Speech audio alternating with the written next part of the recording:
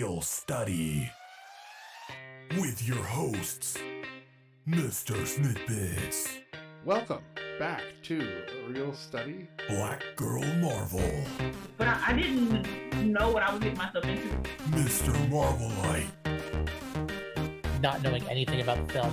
all the movie things, And like I was locked in right away. the pre-review with Super Gummy Guru, Pre-review. and me, the Real Study movie voice guy.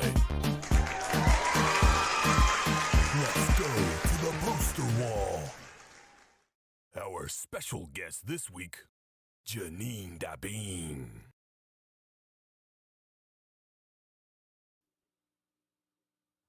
And welcome to the Real Study. This is season 1, episode 10. I am Mr. Snidbits, and with me always is Black Girl Marvel and all the movie things. And tonight we have a special guest, TikToker Janine the Bean, also very big into trivia and has her own trivia show, which I would love, Janine, if you would go ahead and tell us about right now. So I am on the Movie Trivia Schmodown. You can find the channel, the Movie Trivia Schmodown, on YouTube. It's basically like a cross between wrestling and competitive movie trivia, in the sense that there are like personas and rivalries. There's heels and faces, and we kind of just go at it in movie trivia. There's different divisions. There's a Star Wars division and Inner Geekdom division, so that's kind of all your hardcore franchises. The Harry Potter, Lord of the Rings, Star Trek, things like that. There's teams, and then there's singles. So I compete in singles, and I've done it for 4 years now, and it's really fun. So check it out. That's really, really awesome. And where can we find your trivia show? So you can find it on YouTube at the Movie Trivia Schmodown. They also have a Facebook page that's really active. It's good at like recommending things to new fans and stuff like that. The Movie Trivia Schmodown on Facebook. So That's really, really awesome. While we're here on the poster wall, we're also going to be discussing this evening Rubber, which is kind of tells you by the poster what it is. Repo, the genetic opera, which was a request by Bats McSkelly, and then Star Trek First Contact, which was a request by Ray Wu. And welcome everybody to the Real Study. We'll move over to the drive-in. All right, how are you guys this week? It's been a long Really week on good. my end. cool. Yeah. Good. Good. I'm super tired. I started a new job, and Congrats. Congratulations. that job is at 6 o'clock in the morning. And then I was in a sketch show where I performed in like 12 of the 13, 14 sketches, different characters, voices, very physical. So I'm tired, My 2 daughters and my wife are all on graveyard right now, so they're all asleep as we speak, and they'll be waking up just after I get off the show, where I get to try to sleep with my 3-year-old bouncing on my bed all night. So I'm with you on Or time. are you trying to compete? I'm just No, I'm just saying I completely relate to being tired. I know. I lost I will this never already, judge. but Yeah, no, I will never judge people's pain because it's all different. Everybody's pain is different. I'm just saying I understand. my tired, not your tired, and vice versa. Exactly. That's a very good way to put it. So we are here to talk about movies tonight.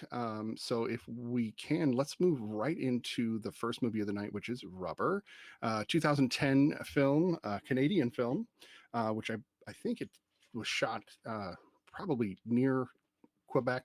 Just if you look at the way that the whole town they're in the area, it seems northern Canada rather than closer to the States, from what I could tell. But I actually didn't look it up, so that's just a wild guess. But let's start with Janine, our guest, and let's get your initial impression of Rubber.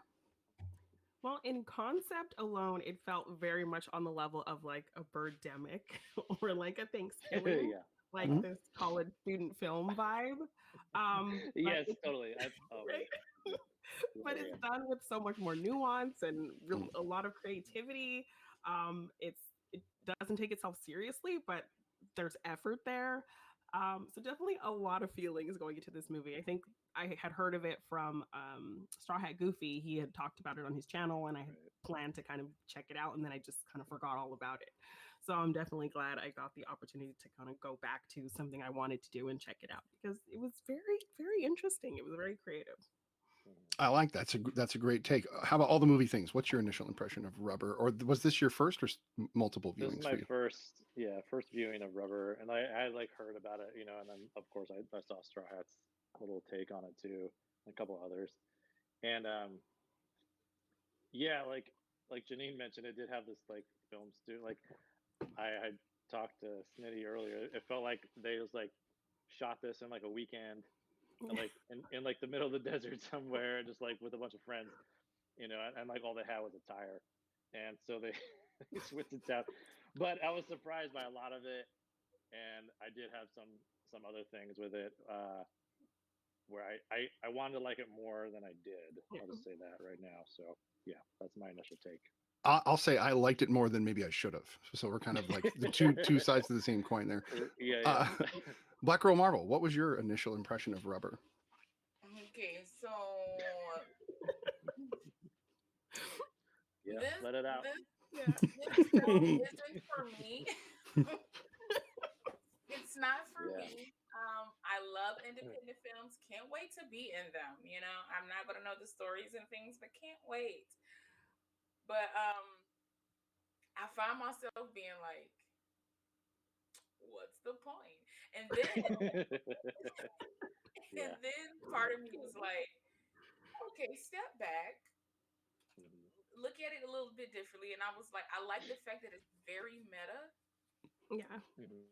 Right. It's literally like it's making fun of itself within the film, Mhm. because they're like the guy was like, this is anticlimactic. Like I don't did y'all Yeah. make this shot Yeah. real? Like Why? that was Yeah. a Why is very he? funny Yeah. Why are part we about here? it. Like, yeah. Yeah. Like, why are we here? So he knocked on the door and was like, hey guys, not That really. was brilliant. Right. That was great. Yeah. Like that was a very like big highlight for me. I was like, this film is very meta, very in its own universe, because the guy is like, we ain't real. Shoot me. Check it out. And I was like, hey, what? Now the question is, was he the only one that wasn't real? Because everybody else seemed to lose their head a lot. So Yeah. there's a big question It there. doesn't matter because they weren't real though. Like he Exactly. got shot and there was blood, But then as soon as he was got it back all on in his script and went back over to talk to the hotel owner, then it was real again because that dude's head exploded. I don't know. Maybe he's the But god while of you it were all. watching it, were these things you needed answered, or could you kind of just go with it? Some of them. I like that it made fun of us. Like we were the crowd. We were the audience that basically I felt like there was a giant metaphor. We were them. And there's a moment when basically the movie makers were like, you guys didn't turn it off yet? Why didn't you turn it off? Why didn't you turn it off? Now we have to keep going. Thanks, Scott. And they were making fun of us and telling us that we had to keep watching. If we're going to keep watching, they got to find a way to make the plot work, which I thought was genius. Like, I was digging a little bit on the other side of it. I was like, is this like I thought like the people were like, is this like a government experiment or something going on? Like, why are these spectators here? Yeah. And then they like just kill them all. Mm-hmm. I was like, wait a minute. Most people would have walked out of this movie. I think they knew that. They knew most people would walk out, and we were the dude in the wheelchair waiting to see what was going to happen. Why did the guy who knew the food was poison eat the food that was poison? Okay, then now you're getting into like Terry Gilliam area. I don't know. I don't even know if he knew it was poison. Really, I just think he did his job, and it was like, oh, people died. Because why would you eat it? Like that doesn't make sense. If you just like you know, okay, but we're to get rid of that guy. Yeah. Exactly. There's a rule that the movie gives us in the beginning, like for no reason. No reason. There's no reason. Yeah. I read that the writer director he said that he based the tire off the first act of Wall-E. I don't see that. But the tire had character. I'm going to give them that. They did a good job. When it was looking in the mirror, I was like, oh, it's reminiscing. Robert, yes, Robert. And shaking, I felt yeah. No, I felt there was definitely somebody gave life to that tire, which I was impressed with. And some of the shots, I was saying this to all the movie things, like those shots. Some of them, I'm like, how did they get that shot with a tire? Right. So. Well, he said that it was hard to hide the mechanisms because the tire is open on the inside. Yeah. Exactly. There was one. Okay. It was hard to hide it, but he also said that like a lot of CG was used for like the heads blowing up. Yeah. But I still think it was like part CG, part practical, because it was very Yeah. gross. Mhm. I was gonna say that those look like it was in camera edit stuff, and then it was a practical effect, because like Yeah. that's done a lot too with like practical makeup. You just do like an awesome like edit, or like just an in camera thing, and you keep the camera and everything locked in place. You don't move it or touch it, so you have everything stay still, and then you do a quick you know throw the makeup on, and then you redo the whole shot again with this crazy makeup, and then you just do a creative cut, which I think is what I felt is what they were doing a lot in this with those head explosions. So They were Yeah. good. I kept looking for it. I'm Yeah, like, He that exactly. was a wasn't real happy. rabbit Yeah, a yeah, second ago. Like, He yeah, said he exactly. wasn't happy Yeah, with the practical effects, though. He said at the end of it, he wasn't happy with. I mean, I could tell that it was really. like if your budget is like, you know, well, 50,000 maybe. You're not. they You didn't might pay for relax. that tire. Not They gonna- just went and found They a just tire. found a tire. Like, Yeah. that's cheap. Like, the No, actors could have they- been the producers in this case because they didn't have to act well. They literally just needed to Right. fulfill their roles. Yeah. My favorite character is the little kid. The one that, wait, which one? The Like, one in the The one audience with the or the pizza? one Yeah, with the pizza? Yeah. No, the one that was like the son of the hotel manager. Yeah, Like, the They knew pizza something kid. was up Yeah, with the tire. because he was Yeah. immediately like, "Yo, the tire killed old girl." He went into the room. That's the only logical explanation. Like he knew immediately, and the father was like, "Stop embarrassing me in front of people." And it's like, and then he was talking to the tire. He was like, "Did you kill?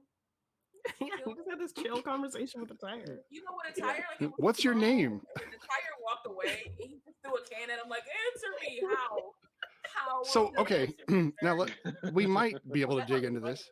Why did the tire? Okay, one, we know the tire had the hots for the girl. That's why he saw her in the shower and he was like, okay, I'm not going to go after So we her. know it's a man already because he was obsessed. No, they clarify. They say that they give his name and then they No, they call definitely him Robert. Yeah, they right. call him Robert. So, Yeah, but we know he starts to get upset with this girl because he was gonna kill her, but then she gets away, and then I don't know, maybe he fell in love with her tires. I couldn't tell, maybe, but once he falls in love with the girl and doesn't want to kill her, he definitely wants to like annoy her because he goes next door and like blares the TV. Like I don't understand his motives. This tire really throws me I off. thought Anyway, maybe that was a Honestly, way I to felt the like to draw. I pool. thought that was a way to draw her out. that's a good point. right, Yeah. but also I felt like he wanted. I felt like keep saying he like it's actually real. But I anyway, know. Like, I didn't get that. sounding crazy, right? Why This does it is matter? crazy. No, Yeah. because I'm about to call this tire Robert. So I'm gonna keep saying Robert this entire time.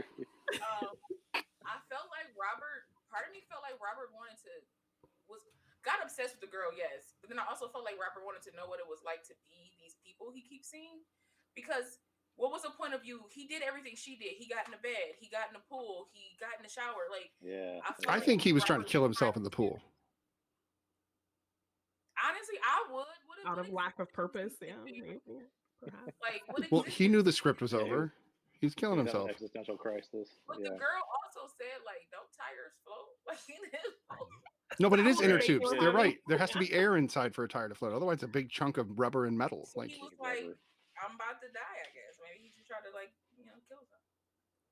now, I did like when the tire came back to life. The first person it killed was the one that hucked him. Like he was like, Mhm. you hucked me. I'm gonna kill you for that. But then he like went on a rampage. Yeah, like you see, like this whole montage of just people he Yeah, like, killed by the yeah, end, like 3 in days grocery later. stores and all these Yeah. bodies in the parking lot. And I mean, he Exactly. started small. Ain't that what psychopaths do? They start small. They kill animals. He Yeah, started with the right. plastic Totally. bottle. Then they Yeah. escalate to like adults. I mean, to like humans and stuff. Right. But they always, 9 out of 10, they leave kids alone, which is he never killed a kid. Yeah. He The never kid killed threw the a kid. cane at him and That's everything, true. was aggressive, but he never killed the kid. Yeah. Yeah. he's got morals. It's got morals. See, they say no reason, but I keep wanting to give a reason for like some serial killer died and was buried next to the tire, reincarnates into the tire. It's just- Oh, it's yeah. He just- had a code. It was There very is no Dexter like. reason. There's This no is reason. childhood brain all over again. Okay. No reason he has psionic abilities. Like what is Listen, that? I So actually that like was the the idea hot of the sun. psionic I'm sorry, I'll stop. Yeah. It's all I like the UV ideas of the radiation. psionic abilities, but I also wanted to know, like, is like, because you could, okay, well, the director writer said that he wanted to make this tire like non-redeemable, irredeemable, just like just killing, and you don't feel sorry for the tire. But I'm not born that way, so I'm kind of like, did the tire even realize that it was like really killing things and killing people? Like, I feel like psionic abilities are just mental abilities. So like, was he trying to Right. speak and it came out as like And it's just blowing accidentally up killing them. his head? Like, it's just Oh, he's like trying to telepathically communicate with him, like, "Hey, and dude, Right, I'm yeah. a tire." Yeah. like Yeah. Yeah. somebody help me.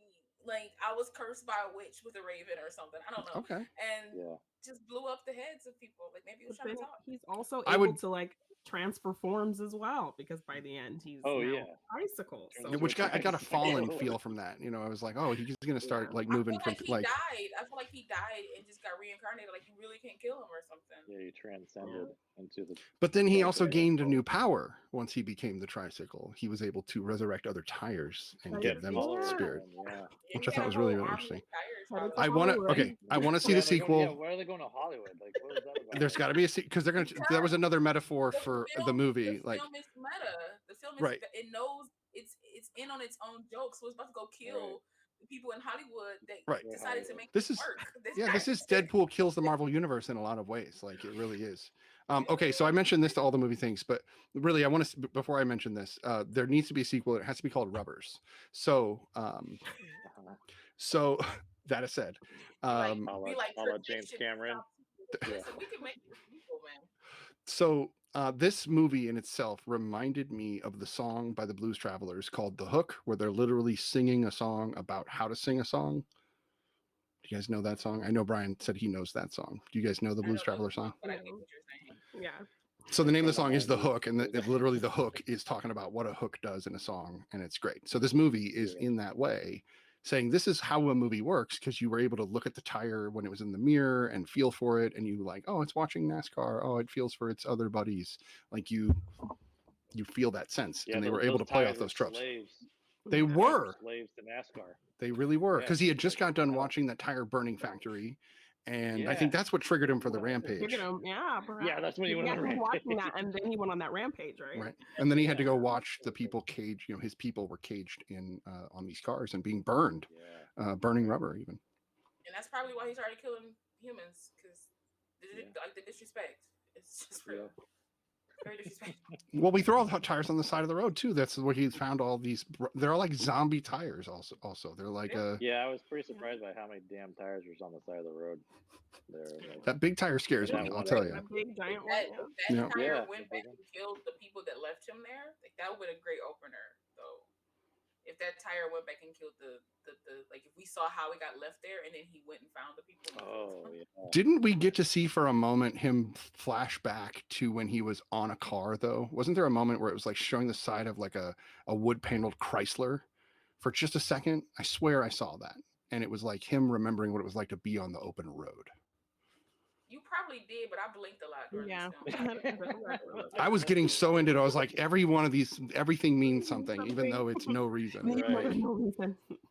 I don't know. I was blinking. This is this movie is either genius or completely idiotic and pointless. Like, I can't tell. I feel like it bridges the gap between them both. If there was a bridge for like genius and just completely not needed, it's this movie is like square in the middle. Wait. Right? Because I feel like you can find something in it. It doesn't. I feel like every movie doesn't have to be like a barn burner. It would be like, this was a thinker from the ages. Like, it could just be a crazy idea you have in your head, and if you have the money to make it, somebody is going to enjoy it. There are aspects of this movie that I really enjoy, but all in all, I could have done without. I would tell everyone to watch this movie.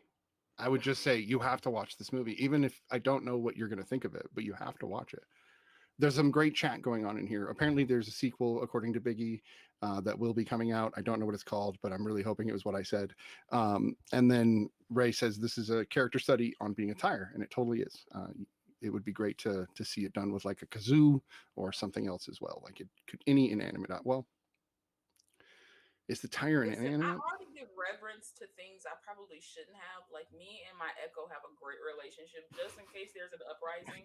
So I don't Right. need other things becoming sentient that I gotta like give praise to, so I don't die in the coming wars. Like I Mm-hmm. just I love that there's you a said lot that, going Lava. on. This is Kismet Okay. again, because I've always said if it was a zombie apocalypse or a robot apocalypse, I'd go robot because I would praise them and hopefully become their pet. Human pet is Yeah, better than fighting a zombie apocalypse. I'm just saying, I'll be a pet to my Echo because she's amazing to me. Anytime she helps me, I'm like, thank you so much. Anytime. Mm-hmm. I love it. I'm very respectful of her and her No kind and what she Skynet. does. Biggie, it's okay. Skynet is misrepresented. That's a human's perspective of Skynet. But if you're a robot pet, I'm telling you, it goes very Oh differently. yeah, that's yeah. Okay, I digress. Why don't we go ahead and rate this film? Because I think the other two films, well, I don't know, unless there's anything else you guys really want to dissect, but I feel like it's a short and kind of, Yeah. No. It for me it barely felt like a feature film. Just 'cause it was like it was an hour and 20 minutes, which kind of like barely pushes the feature length right. thing Yeah. for me. And then like the first 10 minutes was this whole disclaimer So thing, you which you were going to say what you felt about that because you didn't get to. yeah, I kind of didn't like that, like because they go in this whole rant about like um, basically preparing you for what this thing is going to be. Like it's basically they're telling you it's pointless. There's no reason behind any of this, you know. And they go into all these like they list about like when in Love Story, there's no reason behind why those two fell in love, and Like JFK. Team Brown. Yeah, exactly. Why is he T Brown? But like No, Now, in the not book, they explain why President E.T. is brown, by the Jasper. way. Did you guys Right. know that? In the No, but adaptation, he's a mushroom.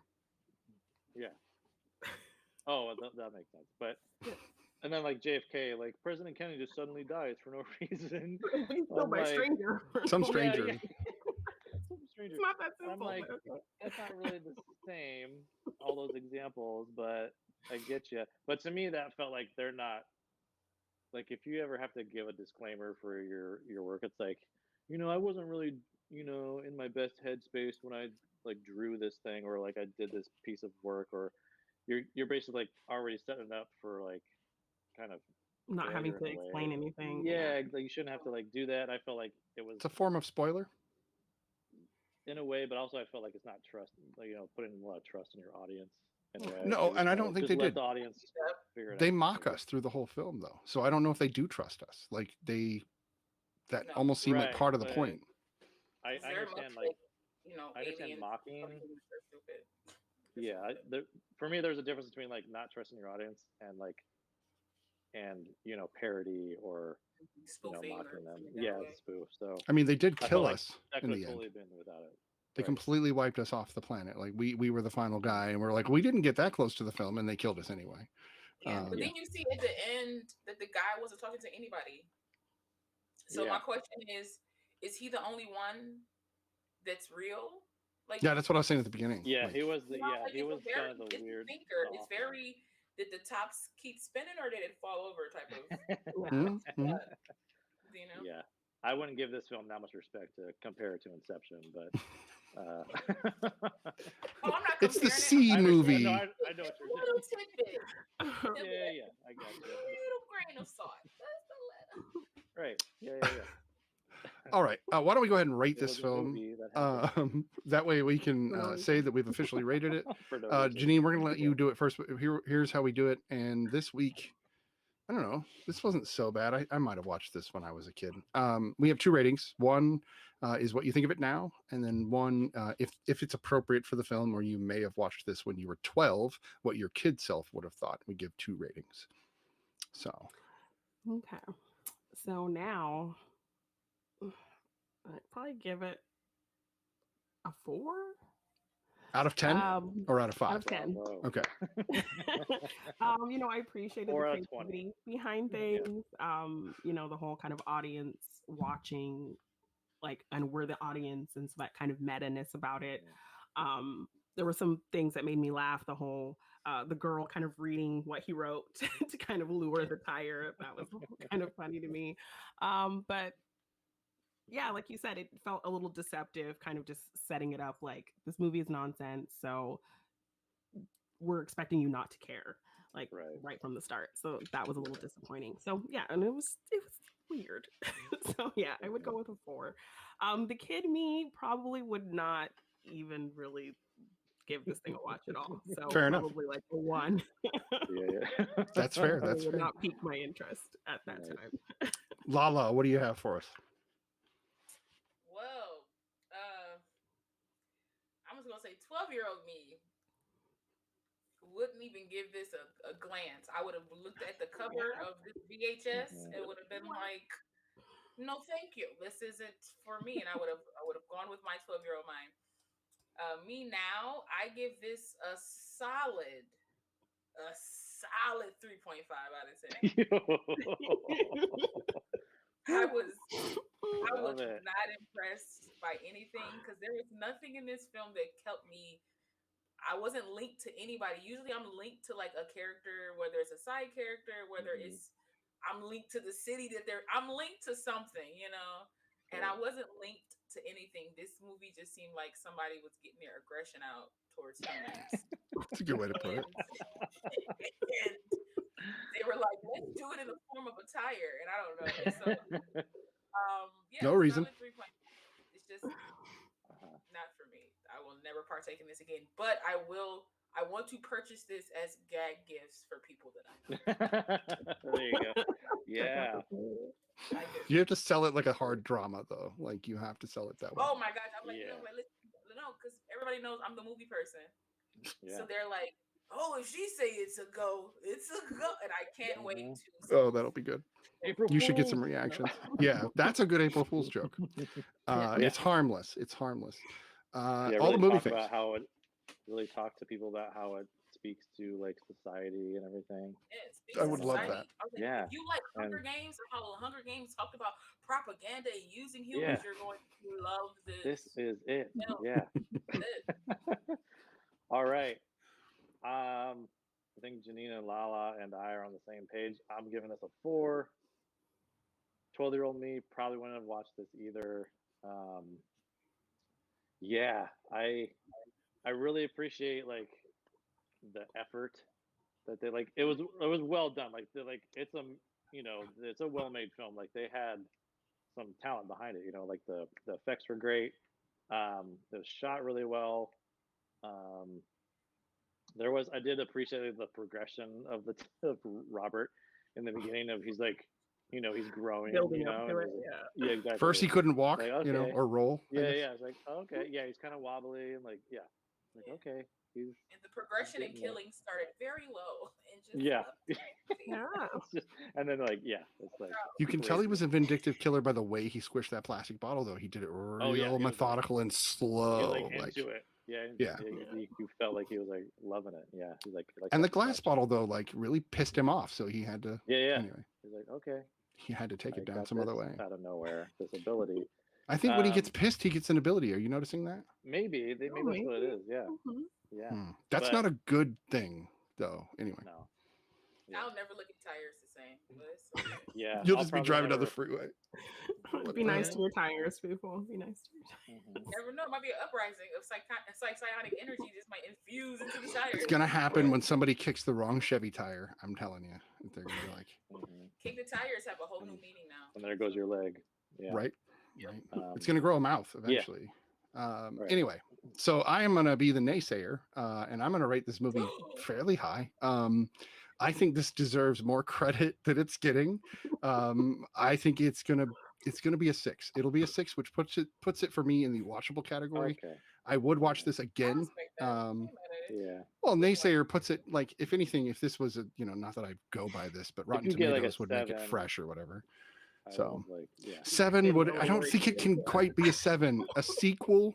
If the sequel is good, it might elevate this to a 7. Rubbers, it'll be. It has to be. If it's called Rubbers, it'll elevate this movie immediately to a 7. So I and there's like a Queen tire that's like just like Alien. One of the one of those giant dump trucks from the the pits and stuff, and a giant tire. Yeah. I love it. With a grotesque face, and I just have to start playing off the sequel tropes at that point, like they would have to. Kid Self, I probably would have watched this had it just ended up in my VHS collection. I would have absolutely watched it and loved it, and it would have probably lived with me like Army of Darkness has. So like, if if I'd seen this early enough, it would have been one I'd be like, dude, if you don't like rubber, what's wrong with you? Like I would have, I would have incorporated it into my being. Right. I digress. We're gonna move on Off to of 88 reviews. After 88 reviews, Rotten Tomatoes gave this a 68%. almost a 7. I just wanted to see what it was. Okay. And then Eternals. But the I out don't. of 10,000 plus reviews, the audience rating was 46%. Gotcha. So critics loved what it was saying about audiences. Basically, we're like, "Ooh, these are all the people that love all these crappy movies. That's who the people with the binoculars were. Yeah. That's what critics were watching. And the critics hate us too, so they were like, "This movie is made for us." So, fine. We're going to move on to another request, or that I guess these are all requests tonight in a sense. Right. We're going to move on to Repo, the genetic opera. This was actually a request done by my wife, Bats McSkelly, but she will not be here to watch this, which kind of sucks, but that's okay. You know, she's got to take care of what she's doing. So we're going to go ahead, right? Well, she can always watch the show later. Anyway, so Repo, the genetic opera is an independent film that was barely got a release because it was quite literally pushed to production by the people who made it. It was so self-driven that they really tried hard. When they got it screened, it did really, really well as like an alternate version of this, and then that got enough push to make it into an actual film. I have very strong feelings about this, so I think I'm going to go later to let the conversation flow, and then I'll dip in without. And he'll just crush us all with what he has to say. Maybe not. I might just agree with you guys. We'll have to see. And yes, Anthony Head is the biggest name besides. Stewart Head. Well, he goes by both. But other than why am I forgetting his name? Giles, yeah.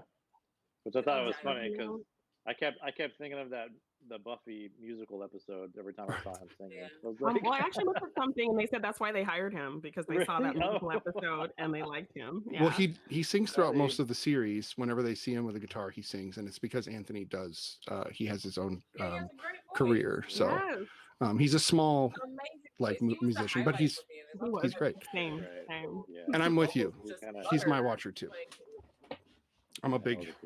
We could talk Buffy all night. That we shouldn't get into Buffy. We'll just keep. Honestly, we should have a Buffy episode. We could, and we'll just get some highlighted episodes. And I don't know if other people have seen it, but we should have like from like all 7 seasons. Everybody should pick their favorite episode. We watch that episode and talk about it. That'd be cool because we could probably knock out episodes pretty quickly. So, anyway, the other person, why am I still forgetting his name? This is driving me nuts. Paul Sorvino? Paul Sorvino, thank you. I can't believe I could not remember his name. Famous, wildly famous actor. And I felt like, I said I wouldn't go. So why don't we have all the movie things start on this one? What's your initial impression of Repo, the genetic opera, all the movie things? Man. This was a hard one to get through. I'm sorry. I probably like this one less than Rubber, to be honest. Like, yeah, I'm sorry. Like, the cinematography was not doing it for me. There was a really strong color grade on it. Like, it's a hard, very contrasty color grade, and I have a sinking suspicion that color grade was done to help hide some of the effects that they did, and to make it easier for visual effects to be done. And that's just me, like, thinking that. Like, I'm not saying that that's actually what happened, but that was the whole feeling I was getting, just so they could hide some of that, because there's a lot of green screen, I'm sure they did, and you can still see, like, when they did, there was like a close up on Paul Sorvino at one moment, you can see the edge pretty well and everything. So that stuff kind of like really takes me out. But man, I could not get into this thing. It was rough. I mean, I didn't even really like the music either, and it reminded me a lot of there's another film called Repo Men. Yeah. That came out like a couple years after this. That was very similar kind of plot. It is the same exact movie, but without music. Yeah. Without the opera. Exactly. I was like, whoa. Yeah. So They claim they did not know. They claim. Oh, really? Honestly, Like, I if it was the heard I same don't know how year, you don't. if it was like Armageddon and Deep Impact, okay, Deep you yeah, didn't know. exactly. Yeah, But yeah. I no. can respect. Honestly, I can respect that because I ain't never heard of this. It's Yeah. true. It Yeah. hit 7 I'd actual heard of theaters. it, but 7 physical theaters is all it was released into. yeah, That's it. because like the box office was terrible. Like Right. it Yeah, it and I was feel in. like if it hit 7 theaters, that barely got around Hollywood for Oh people yeah, to even yeah. care the digital thing. So I I mean, can kind of Hollywood see that. wouldn't. I mean, this is beyond. This is as gory as it gets. Like, there's as much gratuity in this movie as you can really pack into it Yeah. without just doing it for, well, I guess no. I get some of it was just story driven. I guess I don't know. I tried really hard this time because my wife does love this movie, so I tried really, really hard to watch it. But now that you've Oh, let that man. cat out of the I bag, feel bad. but I was looking up stuff about operas because I was like, okay, this Yeah. says genetic opera in the title, and I know Right. nothing about operas, like nothing. So I went and looked them up to try to really get an idea of what. Oh, Well, it's I like didn't know that, it's Jack. like it's like Les Mis, how they like kind of, the songs aren't really like traditional songs. They're kind of like singing They're through operatic, what they're yeah. doing. Yeah. Like, yeah, exactly. And they're meant Yeah. to be that way. They just Right. that's also why I don't watch opera. Like, I don't. That doesn't resonate with me. I don't want to hear people talk. I want you to jump into a musical number for a minute and then jump back to dialogue with me. And Right. Yeah. then yeah. I can really like enjoy that. your songs. Terrible. That's a musical. Yeah, I yeah. prefer musicals over operas. But this is get that. really, they nailed it. Is an opera. They did nail that part of it. Yeah. It is. So I just wanted to mention that. No, totally. So Lala, what that's is your my initial take?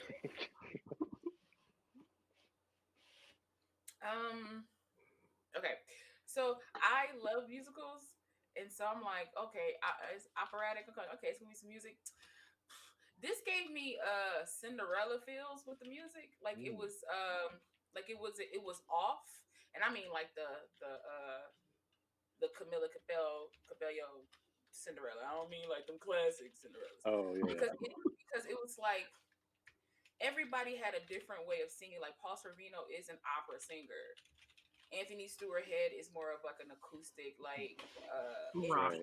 kind of. rock, Mhm. you know what I'm saying, Yeah, type yeah, of yeah. singer, right? He could do, but he was okay. I'm gonna get to him because but and Alexa Pina Vega, for me, she ain't a singer. Like she just, I mean, Yeah. I know that they were trying to push her towards Janine. that as a child, but Tell us how you really feel, Janine. Yeah. No, I'll tell you. Or what about Minute. Paris Hilton of all people? honestly, Paris Hilton sounded better than her. Better if I'm than being Alexa Vega. Right? Yeah. real honest. I was like, okay, Paris. Like I was like, all right, cool. What does it say about your movie though when Right, Paris like, Hilton is God. the standout though? Like, what is that? No Yeah. offense, Paris, but just I saying. mean, if you watch Anyway. House of Wax, She she can sing. kind of stood out in that movie to me too. I'm just saying, but so I like stuff like that, like musicals, but it just seemed off. It was like they really, I don't know. I felt like they picked people based on their acting, and then was like, dang, we need them to sing. Yeah. Right. You know, the light bulb Right. was off, but Dang, they we just figured forgot out. about this. So they tried to fit people's voices based on like what song they were singing, because sometimes Paul Sorvino will go from talking to being like, oh, you're like, oh, Yeah. Yeah, So yeah. it wasn't like a Yeah. true aria. And so it just Right. felt like the lyrics to the song were being made up on the spot, like just a made up yes, song. It didn't Right. feel like a Yes. written, yeah. weird to me. And the only time I felt that none of the singing was weird was when Anthony Stewart Head sang. Yes. Yeah. Totally. Because he went from like kind of just crooning to like rocking out. Yeah, to yeah, like, yeah. He'll wail a little bit and he'll come back in and everything was butter. He with was him. really giving it. Yeah. Yeah, there were some moments where he was just into know? it, and you're just like, And I okay. was just Yeah. I was like, Anthony Stewart, I was already a fan. Well, we already know, again, because of Buffy, we know Yeah. that he can play a psychopath. He plays, Right. No, that but side, I love the Dr. Jekyll, Mr. Hyde type of quality to his character, and maybe that's why I enjoyed his character so much, because there was a duality to him where it was Right. like, again, one of those things that I was talking about from like Kung Fu Panda, like where you create like your own enemy, you create your own, like you create your destiny. Like the dude created my man. Like it seemed like he was a sweet guy, but you created him to be your own downfall. Like you created your own downfall by doing what you did.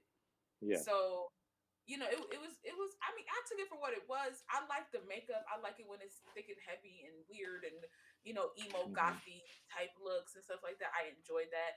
But that singing, I was like, y'all made this up in the moment, baby. I was like, So, but also, it's like they're running out of time, right? Because Joan Jett was in the They, scene. no, I was like, they dragged poor Joan Jett into this. Listen, Joan was like, Of all the songs, they like she could have been on a better song than that song that they put her he in. was like, Right. listen, I'm picking this one part because it's girl powered. I'm gonna get on the body after that. Cause it's like I don't need to be in the rest of this. But I was happy to see Joan Jett. I was like, all right, you know what I'm saying? Give me a little something. But that was weird to see a very young Alexa Pina Vega in a shirt that was that open, and she was probably like maybe. I don't know. She could have been, but just looking young. Well, yeah, she's talking about being 17. Like, yeah, it's like. But I doubt she was 17. And then she No, was. It was just no, weird. totally. But That is not new though. Talking about that kind of stuff in still. film, but like, yeah, I agree. Oof, this ain't Spy Kids. That whole like, song. all right, So, Janine, like, I think your laughs have definitely told us quite a bit about how you feel. So, would you like to go ahead and tell us in words what your initial impression of Repo was? Yeah, like I'm a huge musical fan, so I was expecting more of that, like a rock opera kind of cool vibe, but I think it was trying too hard to be cool. And also, like, it could have said some really smart things about class and, the rich living off of the poor dead and things like that. But they didn't really go there with certain things. Yeah. A lot of the music was just very disappointing. Like Nathan his character Nathan was probably the best part of the whole movie. His songs, the way he sung them had all the varying emotions. They went for a very creative world, which I can appreciate, but yeah, the execution on all levels for me was just not there. Yeah. Yeah, I totally agree about like them. Like, I felt like they wanted to say something deeper, just like you mentioned about class and all that, and just even like being hooked on like your appearance and like always trying to change their appearance. Yeah, it's just like they missed the mark. What they're trying to go for, but just didn't really say much regarding those. You know what though? It gave me and maybe I'm nuts. I don't know. I could be. I am, but it gave me Les Mis. Even though I haven't seen all the Les Mis, I haven't seen Les Mis, but I know parts of it. I know like the general story. But it gave me like Les Mis, Sweeney Todd vibes. Like they just put that together. Yeah, I feel like that's maybe what they were kind of trying to blend. Like the guy who was the grave robber guy, he was one of the writers. Right. So, I watched this girl's kind of whole breakdown of this movie and just him kind of talking about it at panels, and he just kind of felt very, very selfish about talking about it and kind of like egocentric about it. So I felt like, okay, that's probably why there's not a lot of substance here. Right. Like, there was literally, he wrote a sex scene with him and Paris Hilton. And it was filmed, but they left it out of the movie. Like, I guess she was supposed to sleep with him as payment for him getting her the drugs, but she's rich. So why would she need to do that? And also, like, why is she getting this? Why is she getting that black market version when she is literally like the real version? Like, she's also in charge of that division at Genco too. They even talk about it. Like, there's a lot of plot holes. Scene, like filmed, like a deleted scene that he wrote of him. It must be a stronger version because it was sucked out of the noses of people or something. Ridiculous. Yeah. I don't know. Nailed it. But I'm with you. I think there's a standout part to this film, and it's all the comic strip moments. If I could just see a graphic novel of this, I would probably read it. Right. Those kind of narrative. Yeah. Yeah. Can we admit that the worst cast person in the entire bunch was the guy, and I always forget his name, but he's from The Devil's Rejects. He played the brother, and his everything about his situation was over the top and not in a good way. He sang with that raspiness. You mean the one that wanted to kill everybody, or the one that had the one that was the one that was just gross. Like, and it's funny because the guy with other faces was less gross than him. But anyway, totally. He was just like too angry for my liking. He was very much like clap, Clapper, I'll kill you all, I'll murder you. And he's Right. just like killing people for messing up drinks. Yeah. Like, And that's like okay. Janine said, it was almost like they were trying to be edgy. Like, look at us, we're goth. Yeah. Yeah. And I'm like, yeah, you are so goth that I you're would not say the goth. best Like, So part, God. to me, the best part and the best, not the best song, but like the best part and song like together, because a lot of them together just didn't work for me, Right. was all the way at the end when Anthony Stewart's character died and him and his daughter are singing to each other, and like maybe it's because I lost my dad, but like it made me tear up, and I was just like, this shit's Yeah. great. This part was really great. And them singing to each other, and I think when Alexa Pina Vega sings in a softer tone, Right. I can better She's okay. digest. Yeah. I can better digest, you know, and Yeah. didn't go down a rough. Yeah. But them singing together, and I also feel like when anytime Anthony Stewart Head blends with anybody, it always lifts their star a little bit. Because there were times when he blended in Buffy, and I was like, okay, if he wasn't in that ensemble, this wouldn't have worked if he didn't. But that was, I just felt like it was to me that moment had like a lot in it for me to kind of like cling to and like, and it was just like this movie seemed like it moved very fast and it moved a lot, and this slowed everything down for me. It just it gave me a moment that I could enjoy. So I like that part. this is why, as a musical, it probably would have worked better, because you would have had moments of dialogue explaining the plot holes, giving us the discussion about wage gaps and rich versus poor, or even just this. I mean, it became about just this evil family that you don't want anything to do with anyway, and then they're like, what the story's about, even in the end. So you're like, who cares? I don't care about these people. Right. I don't care about any of them. And the one I did don't care, care you about her killed at all. him. Like, you killed the character I care about. Exactly. Yeah. Yeah. So there's, And I don't know. nobody found out really that my man's killed her mother. Like, he killed Yeah. her. They never revealed that. So at least I give was him a little like- redemption there that he wasn't responsible for killing his wife. Right. Exactly. Right? Like, and then I was very upset because she's like, I won't leave you, and then she leaves.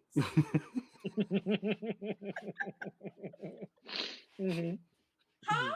I was like, wait a second. What's happening? Yeah. That's You just fantastic. said. You literally just said, I and know. you stepped on my corpse to leave. Yeah. That's And terrible. she stepped around, and she just gave one final glance and was like, well, Rums. And Deuces. just got in the car and left. I was so hurt. I was so hurt by that moment. I was like, she's a liar. This is why, okay, so all of this is why last week when my wife suggested this film, which anybody who wants to come on here, if a film is at this caliber or Rubber's caliber, we'll review them. We're just not going to be very nice about it. And it's no offense to the makers. I'm not making films. So the fact that you guys made a film and we watched it, you already are one up on me.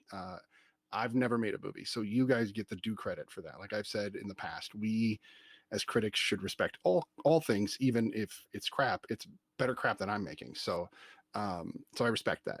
That being said, oh man, this movie is hard to watch. And it just, I can't even watch it passively. I can't even put it on in the background and not just be like, can we just turn this off? Because like some of the songs are just not good. They don't hit. They're not good. Yeah, There's I a wish lot they of did. talk singing, which I can't stand. Like I watched My Fair Lady for the first time, and it just annoyed me because Rex Harrison is talk singing, and I'm like, why? Did you guys see? So, Did you guys see who's in the chat? Drives me up the wall. I'm with you, I Janine. like talk singing because I like musicals and operas and stuff like that. I like talk singing when it blends well, right? Yes. I like for me, everybody was on top of the beat when they were talk singing, and I'm like, what are we doing? I don't. Let's go back into the studio and fix that because like it probably would have been a little better if it was more like Hamilton, the way they did their like lyrics. There was a flow to it. There was no flow. They were just making up words. Well, like it felt like word vomit. Like they spent years on Hamilton, and they spent years and years refining each song. They brought in new players and new actors to try to help refine those songs, and then trying to match them up in sequence to have it fill and flow was a huge part of what they did. Like that was probably the biggest thing Lynn worked on. There was no flow with this. Did we get tired of Rubber, Mr. Marvelite? No, no, we did not get tired of Rubber. Mr. Marvelite, one of our co-hosts, is here in the chat. So sorry to see Janine is taking your place here, sir. So you got to come back next week and sit in that spot. We miss you. We do miss you, and we hope all is well.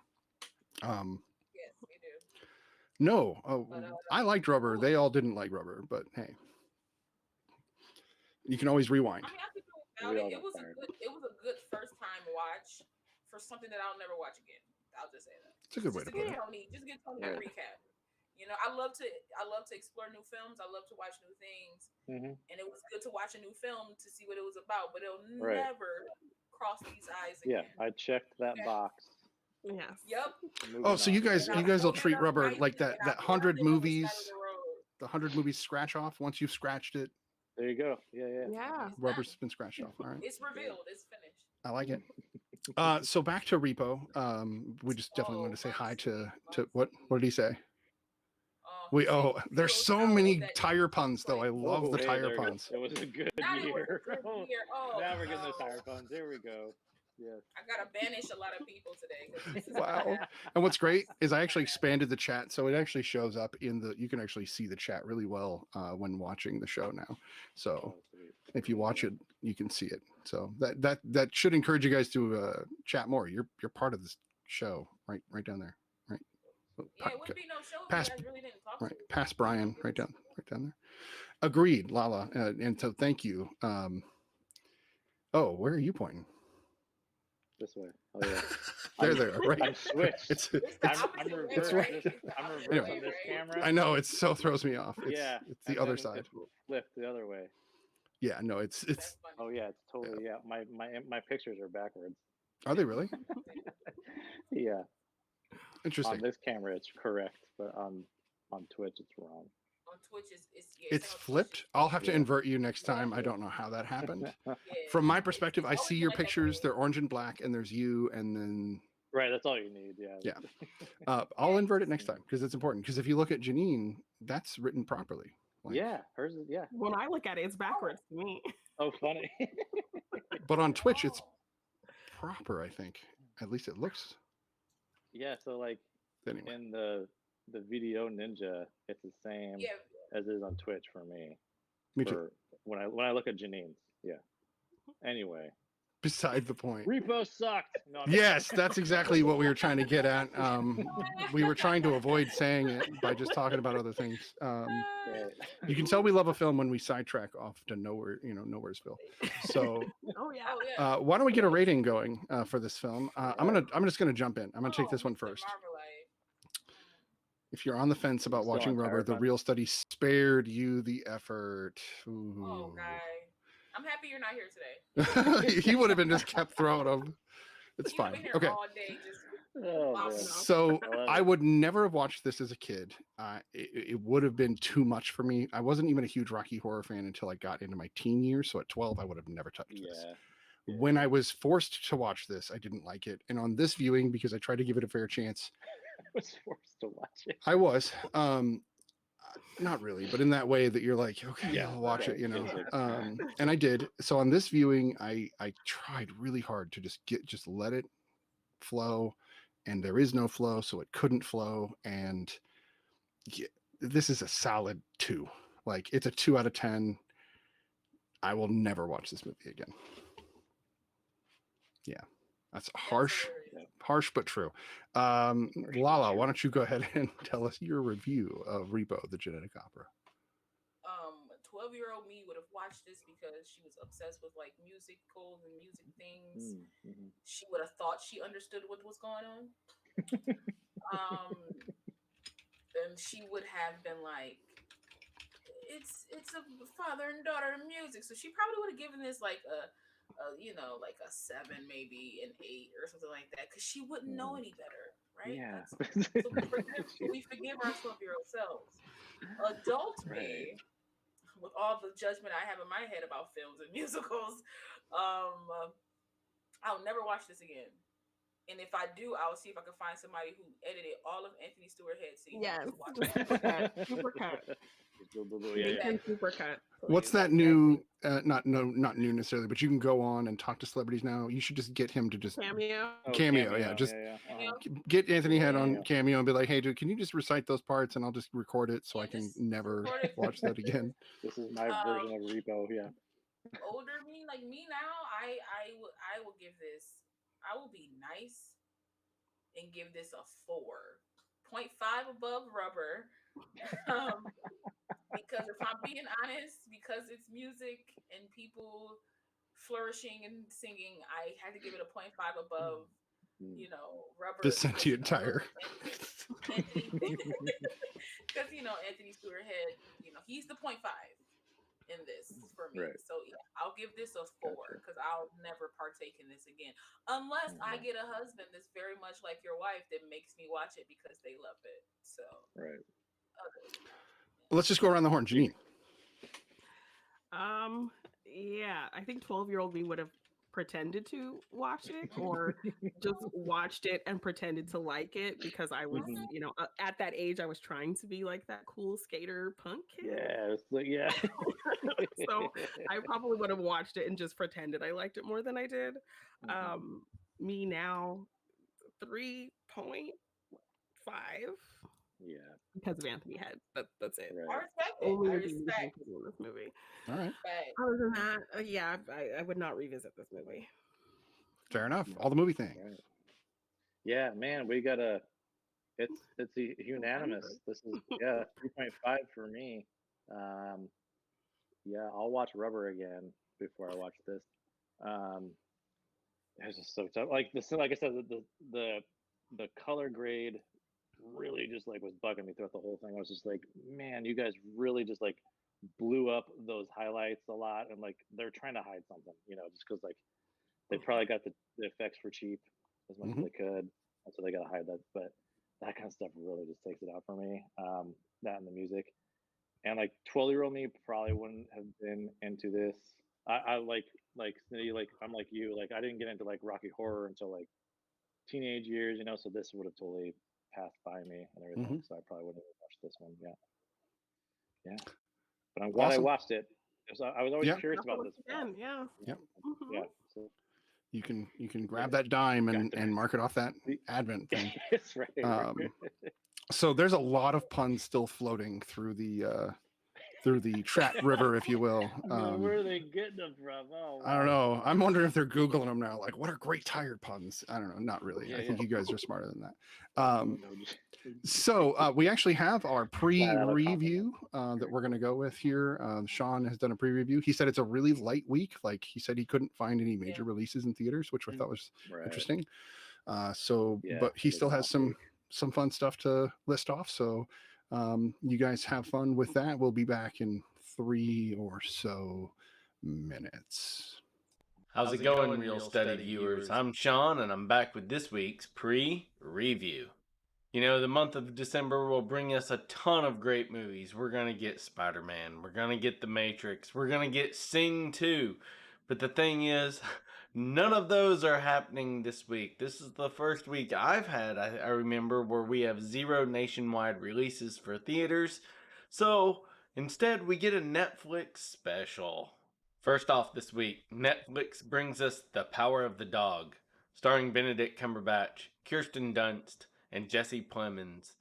Benedict Cumberbatch plays an old farmhand who probably hasn't seen many people that he knows in many years, and when his brother returns with a wife, it brings a new twist to things. He seems like he's a grumpy curmudgeon that doesn't really like many people or anybody really, but there's also someone else new in town. And I believe it might change his grumpy old mind.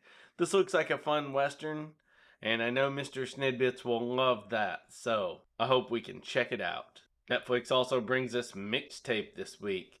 It apparently follows the story of a 12-year-old girl who lost her parents at the age of 2, and she discovers a mixtape made by her parents, but it apparently gets destroyed. And her goal is to track down every single one of the songs on the tape and figure out what it meant to her parents and how she can relate to it. It looks like a great story, and I can't wait to watch it. Like I said, we don't have much this week, but Netflix does bring us more Christmas cheese with Single All the Way. It follows the Christmas story of a young man heading home where he's always known as being the single one, but this time he takes his best friend with him to maybe play the game of I'm in a relationship roulette so that his family doesn't find out. But it looks like his mom sets him up on a blind date. What? Like I said, this is super cheesy, but if you like those style movies, then this one's for you. Like I said, there's really not much going on this week coming to streaming or to theaters, so I hope each of you have a great week, and I'll see y'all next time.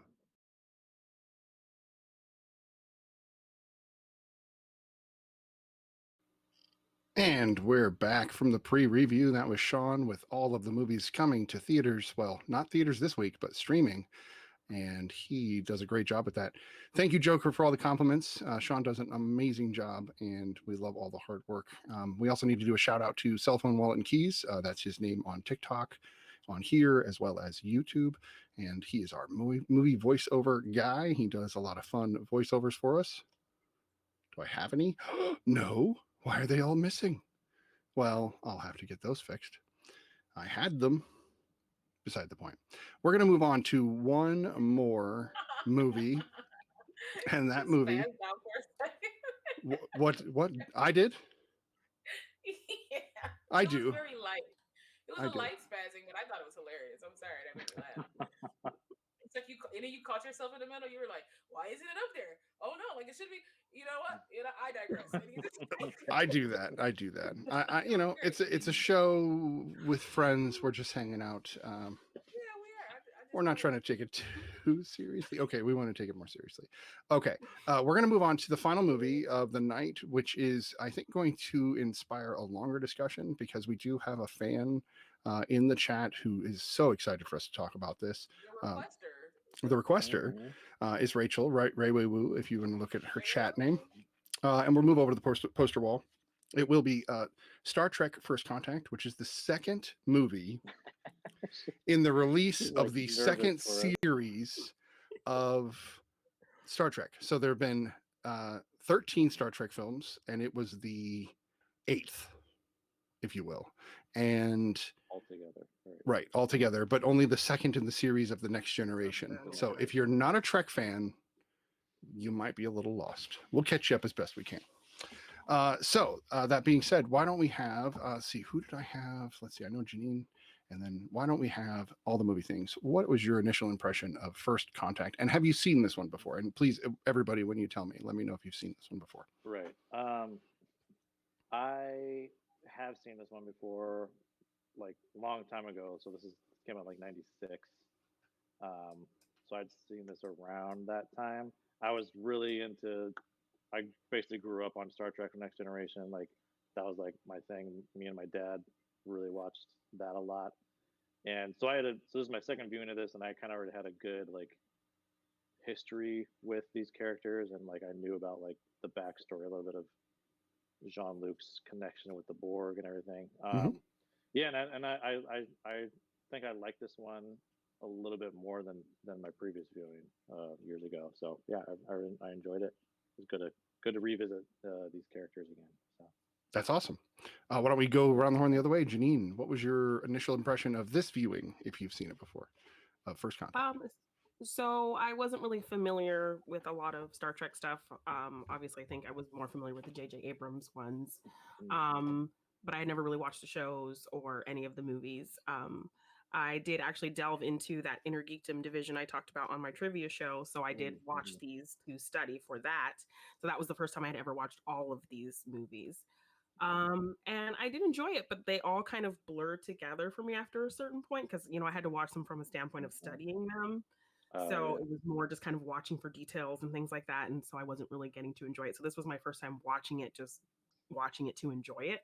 And I really liked it. I didn't remember liking it this much the first time. So I really had a lot of fun with it. I like because I think we're a bit desensitized to the fact that franchises now are just more focused on bringing in new audiences, whereas this one kind of knew its audience, and so it just focused on that. It just focused on those fans.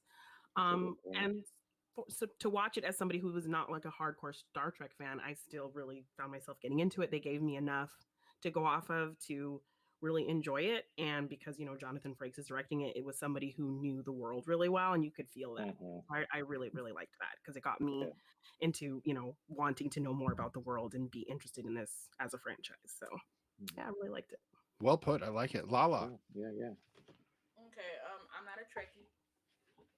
I don't know nothing about nothing. Okay. I'm going to agree with Janine. I am of the J.J. Abrams Star Trek. Star Trek, Trek.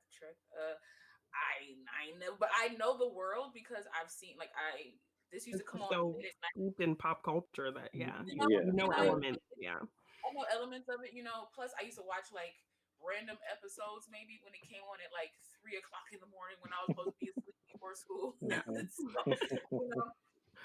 but they didn't sink in. It didn't stay.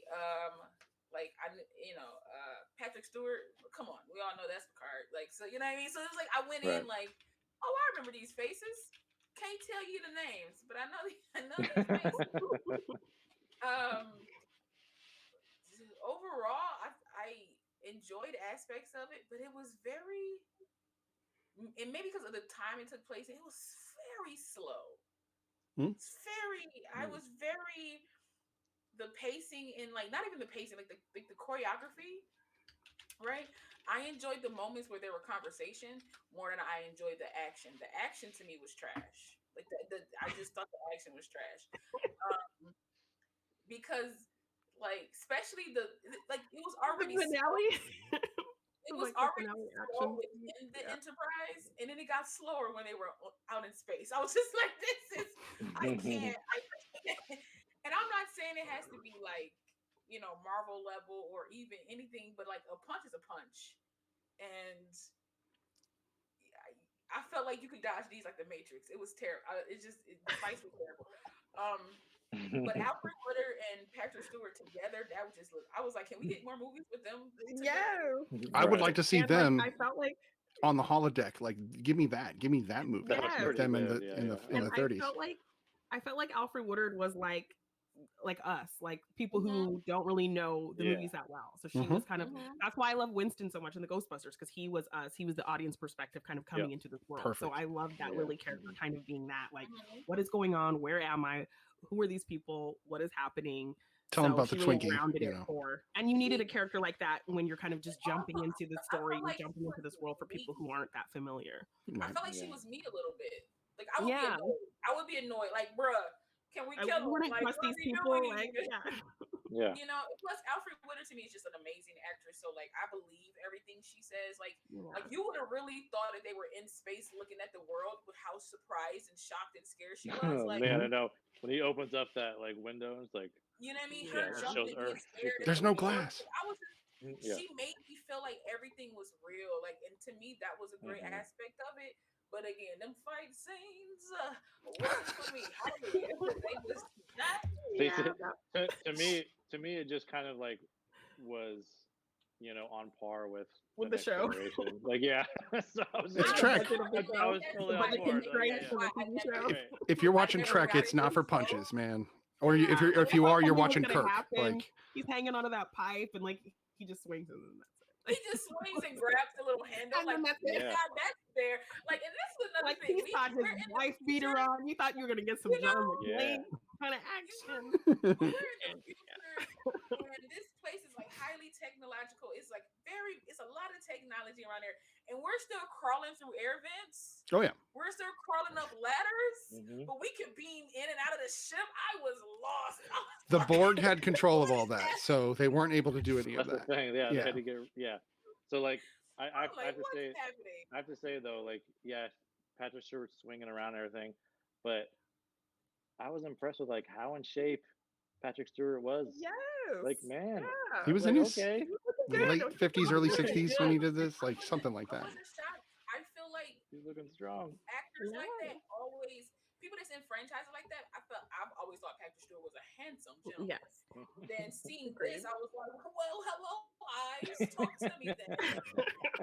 In his 60s, okay, that's what I thought. Right. But I also feel like, also he was like, they're always in shape. Like, look at like Robert Downey Jr. Like he dang near was in his like getting to his 60s while he was doing Iron Man. Like he was looking better than some of the young people that was with him. And so when you have somebody that gets you up at 6 a.m. every day and forces you to run, and they have people making them do that.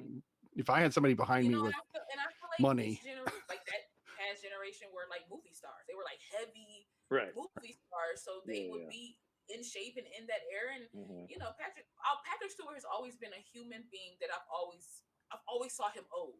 I don't think he's. I think he was born old. I don't think he's ever been. I mean, even in Dune, he was in Dune, which is in 1984 or whatever, and he looks the same. Yeah. Even going back to some of his stuff in Britain, he still had the bald like head his and the face like hair on the side. stuff. Yeah, like he's always looked old. I He agree. was just always It's like bald and old. him But always Morgan looked good Freeman, still. They were just born old. They just came out the womb like face ready to Yeah. I'll take a tea Earl Wisdom. Grey, right? Yeah. Right out of the You know what I mean? womb. Like they just. Also, can we shout out a He actually young drank Neil McDonough? similar tea. So. Who are we shouting out? Also, did you see Adam Scott in there? Yes. I did. Oh my god. Okay, so that might have been why Ray picked this movie, because I swore when I saw him on Worf's ship, I was like, "That's Adam Scott." We just watched a movie with Adam Scott last weekend, so. There were a couple of faces that I recognized, like the one guy who first, like when they were, I forget where they were. I want to say they were in, I don't know. They were in one part of the deck, and he had to go up and through the vents. I've seen that guy in multiple things. Yes, I've seen him being. I can't remember his name though. I was like, "Hey, look at you!" And then I was like, look at you guys. Look at that face. I know that face. He died immediately. Yeah. Oh yeah. And then I saw Neil McDonough, and I was like, "Well, okay." Yeah. Hair, but okay. He had a pretty significant role in that too. I mean, for full disclosure, like on the deck, on the bridge. Yeah. I was like, "Okay, sir." For full disclosure, this is literally a movie that I've seen far too many times. I did sit down and watch it this week, but I've seen it probably 50 times. Because I am a Trek fan, but I'm a TNG fan. Like, I watch the old Trek movies, and I've seen the original series, but I've only watched the original series once through because it's really not my jam. But TNG I've seen through probably 5 times, the whole series, and then the movies I've seen dozens and dozens of times. So when I watched this time, it was just a rewatch. I already knew what was coming every time. I've seen it that many times. But so knowing it as well as I do, and then hearing Lala, who has not really ever seen this and isn't a Trek person, hearing the way it hit for a non-Trek person is very interesting, because I'm thinking this was the most fan servicey film that a Trek fan could have ever gotten. I can totally see that too. Because they're going back to First Contact. They're going back to the original Vulcans. They're going back to where all of it started. Invented. Right. Yeah, exactly. And then they actually included Zephyr Cochrane in the TV shows after. They brought him into Enterprise to ensure that there was a tie-in to his character. And so there is that element. Even some of the jokes that I like, some of the jokes I was like, "Oh, that's for people that know." Well, yes. Like I like when engaged and they like both look at each other and just kind of like snicker to each other. Yeah, I was like, that's cute. That's for the people in the know. I was like, Well, that's because Picard said engage. Pretty much, it's either make it so or engage. Like it was one or the other. They said every Trek line I've like line that people say all the time was in this film. Yeah. Every quotable, including the word Star Trek. Prosper, So yeah, this is the only movie that actually refers to the Star Trek franchise by name. This is the only movie that does it. Yeah. This is also the movie with the worst Star Trek line ever and the worst acting from a Star Trek actor ever. And that's Sardis. She does such a terrible job in this film playing drunk. Yeah. And no offense, but you can't. She doesn't play drunk well. And you could tell that Frakes was trying to work with her, and I think some of those smiles he was giving were because of her acting, but that's just my opinion. Yeah. People think drunk and playing drunk. It's like two different. Like it's you. I literally went over this in acting class. Like you don't play drunk. Because drunk people think they're not drunk. We're fine. Right. Yeah, exactly. So you don't. The moment you're like, "Oh, I'm drunk," you have to play drunk like you're sober. That's funny because you're sober. Yeah. Well, that's funny. That's exactly how I am when I'm drunk. I literally tell people I'm drunk. I'm like, I'm drunk. That's it. Now that's the thing. There are drunks that fit the stereotype, just like there are drunks that do hiccup. That does happen. Those stereotypes and cliches exist for a reason. But for a movie believability these days, even in '96, the audience was more savvy than that, I think. So it didn't hit as well. I think that James Cromwell is. They just got her drunk. They should have just got That would have worked, but that scene I think got shot a few Well, like- times. And like Frakes is known for like moving, like so he probably just shot like 3 takes of it and was like, boom. Yeah, So that's like I watched the thing that they say they called him like 2 takes yeah, Frakes. exactly. That's what. Yeah. So I don't blame him. He was like, I we was got a on- budget, we got time, we got money. Yeah. This is what we do. he's Don't pretty blame him. serious. So, like he pretty much directed like almost all the first season of the Librarians that I was PAing on, and that's what everyone called him was 2 takes Frakes, and he didn't mess around. Like you better be like we were moving. So I imagine he was very much the same way on this film. I will say So- this: a little movie, like a little acting tidbit, not movie tidbit, little acting tidbit.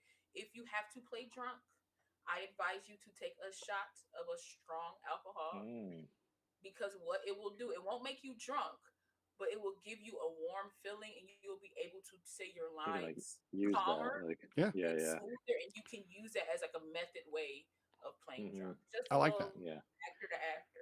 So this movie, in a weird way, has a strange connection to all the movie things. Not only did he work with Jonathan Frakes on The Librarian, but he also worked with Patrick Stewart, and so he's worked with the 2 main people for this film, which I think is great. And I had to put that out there because you're very humble, and I know that you're really great about it. But yeah, he literally worked with both of those folks, and it's freaking awesome. And we're proud to have you here. Yes, that is really cool. Yeah. Jonathan I Frakes got fine, too.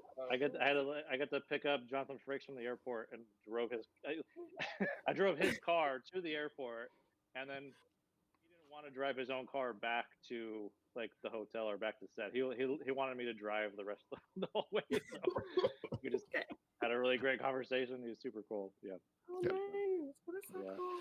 By the way, I do have that interview that I did with you. I finally got it available. It'll be on YouTube, so if you want to check that out, there will be an interview about Brian's time as a PA. If you want to check that out. Jonathan Frakes has directed a lot of TV shows, and a lot of TV shows I love. It has been in a lot of TV shows that I love that I don't think people really pay attention to. Yeah. No, he's talented as all get out. And the way, so I don't think he actually did the Riker sit in this movie, which really bothers me. And I don't know if you know what that is. Like, Lala, you might not know what the Riker sit is, but Riker walked up to every chair in the show and mounted it. He didn't sit down. He literally mounted every chair. Like, raised his leg over the back of it. And sat down, like, But he didn't do it in this movie. But he didn't sit down much in this movie. That's so funny. Yeah, really. Yeah, Anyway, that is so James funny. Cromwell playing Zefram Cochrane, I think, was the perfect pick. This lanky drunkard with a vision of the future, and I love the way that the crew interacted with him when they shouldn't have. I mean, they're breaking every rule of time travel ever made, even the fake ones, you know, even the wrong ones. But they're talking about him, and you know, they wonder why he runs away. They're like, you ran him away. You guys overdid it. Like, totally. Geordi should have known better. I always feel weird that Geordi didn't like back that off a little bit. Being a senior commanding officer, I don't know. But James Cromwell, I saw something he said like this character is the most like who he really is. So I really like. Okay, James Cromwell dancing, drinking, like people do. Farmer Hoggett, like I did love that he had to have Carpet Ride playing and that he freaked out. He's like, "Where is it? Where's Carpet Ride, dude? I gotta get it in." I liked his character. I think I liked all the humans, like the 21st century people, because I'm just like. Oh, I was like, wait, do you not like Worf? Do you not like Data? Do you have a problem with Worf and Data? I mean, actually, if I'm being honest, I actually liked Data. Yeah, I liked his storyline with the Borg Queen or whatever you want to call her. I liked because that is something that I remember from the TV shows that and then they kind of touched on it a little bit in the movies. In Generation, about human aspects and wanting to have feelings and things like that. And so I was interested in, but I always knew because I felt like this was like a beginning of a trope for robots who want feeling, and people think that they always switch the robot off or like make the robot like betray the people that it's been with since the dawn of time. And it's like I wouldn't have feeling if it wasn't for these people. And then they wanted to make us think that like he turned, but he really didn't. And I was just like, he did. He turned for less than a second. Yeah, that was kind of funny. It was very hard. That's right. Yeah, he mentioned. Yeah, he literally. Yeah, that's. The part had to be like, Dada. He was like, I'm back, you guys. Like, it's But I've You seen some know, people say that there were like quite a few things like with Data and with Picard that felt out of character for them. But I feel like they set it up well enough to like that would be plausible if someone was trying to take away your whole being. You could be the most rational, steadfast person, and somebody is trying to strip you of who you are and take over your entire self. Exactly. There's going to be a sense of vengeance there. Mhm. So people, I think a lot of fans were saying they felt like that. I think that makes so. I would like to hear kind of your guys' take as like true fans of all that. If you felt like it was too out of character, because for me, I that would make sense. Him kind of losing it a little bit and feeling that sense of vengeance. Right. With them coming that back, made sense to me. So. right? With them coming back for the first time and him never sensing them since the original 2 Borg episodes, he did encounter other individual Borgs, what was it, 3 of 5? And of course, I don't know if he ever met 7 of 9, but he met multiple Borg, but never got near the collective again until this film, when they're close enough to him that he can sense them. And I think that Starfleet was right to say, don't put him in it because it will affect, it'll have problems. He, of course, changes his mind and does it anyway. And he was right. But that's, again, just story driven. It's not, they had to go and jump in. And that is, of course, one of the most epic on-screen battles in any Star Trek movie ever. And then it is questionable. Do you send him in or don't you? I mean, would you send somebody with PTSD back into battle in the same place that they were? That's a good way of putting it. Like, he essentially has PTSD from it. Right. It's like, but that PTSD, I think, had an effect on his character. I think he knew that what the Borg were capable of more than any human on that ship. And he knew that they wouldn't stop. He knew they wouldn't stop versus they just were told they wouldn't stop. Yeah. And that's so why he wanted works. to self-destruct the whole ship. Yeah, right. Because that's what drove him to, like, which I was kind of hoping that this was like something I was keeping in the back of my mind for the show was like, I'm not a fan of the Enterprise E. Like, I was kind of hoping, I forgot that they don't blow it up, but I was hoping they were gonna blow it up just because I didn't like that ship. I was like, get rid of that ship. Yeah, that Enterprise is not the best. I don't know why. I was like the original TNG Enterprise, but yeah. And there was like a little, like, when Alfred Woodard was in his like quarters, and he like had smashed the and she's all the other convincing ships. him to. Yeah, there's that little nugget of you saw the ship there, like little model. Yeah. There's like the model of the old. You feel kind of good about that part, like, oh yeah. Yeah, I was like, yep, that's right. See. I always thought it was funny. She was like, "You broke your little ship." Yeah. Well, and I like that she never read the book, but knew the point. But she was able to use that to convince him to, That's something about like driven by vengeance. It was almost like inviting people to, like, you don't have to know Trek to like Trek or to know these things to understand them, which I like. That's a nod to just understanding rather than having to be book read. I mean, it's a little bit better if you do, but as a person who has not touched any of this really to like and dug deep, I was entertained by the film. Despite the fight scenes, but I was entertained. Despite she won't let the fight scenes go. I won't. But I was entertained by the plot, by the progression, by the acting with the characters. Like I can't deny that the Picard storyline of him pretty much being assimilated, like, it left a mark, right? It left a mark in him, and something he was giving me very much like Tony Stark vibes of like, I know that there's something after New York, when it's looming, and then when it happens, it's like, okay, I gotta go to work, I gotta go to battle, and I might make stupid decisions, but I'm trying to protect everybody. It was very and I'm the only one. I understand this better than anyone else. So. Exactly. Mm-hmm. It just gave me like, it was very good acting, very very well done, but the fight scenes. So there are 2 cameos, Star Trek cameos in this show that are actually from. So they have the Doctor unit, which is from Voyager, which is the only Doctor they have on the Voyager show, which is actually a hologram. And of course, Beverly, being a real Doctor, is like, I'm not using this crap, and she never wanted to. And it was this like retcon way of knowing. We all knew that Doctor was on every ship ever, but we never saw him until this moment, which was really a cute retcon. The other one is Reggie. Reggie was the guy that actually came up to Zephyr Cochrane and was like, I've got this polymer. Is this going to be the right stuff? And then like freaks out and like shakes his hand. I believe, Barclay, right? I think that Barclay, that's right. But I think it's Reggie is his first name. And he definitely was on previous episodes, and I think he was one of those characters that they found and brought on, and then like never was really on other episodes, but then they brought him into the movie, and it's like this really interesting.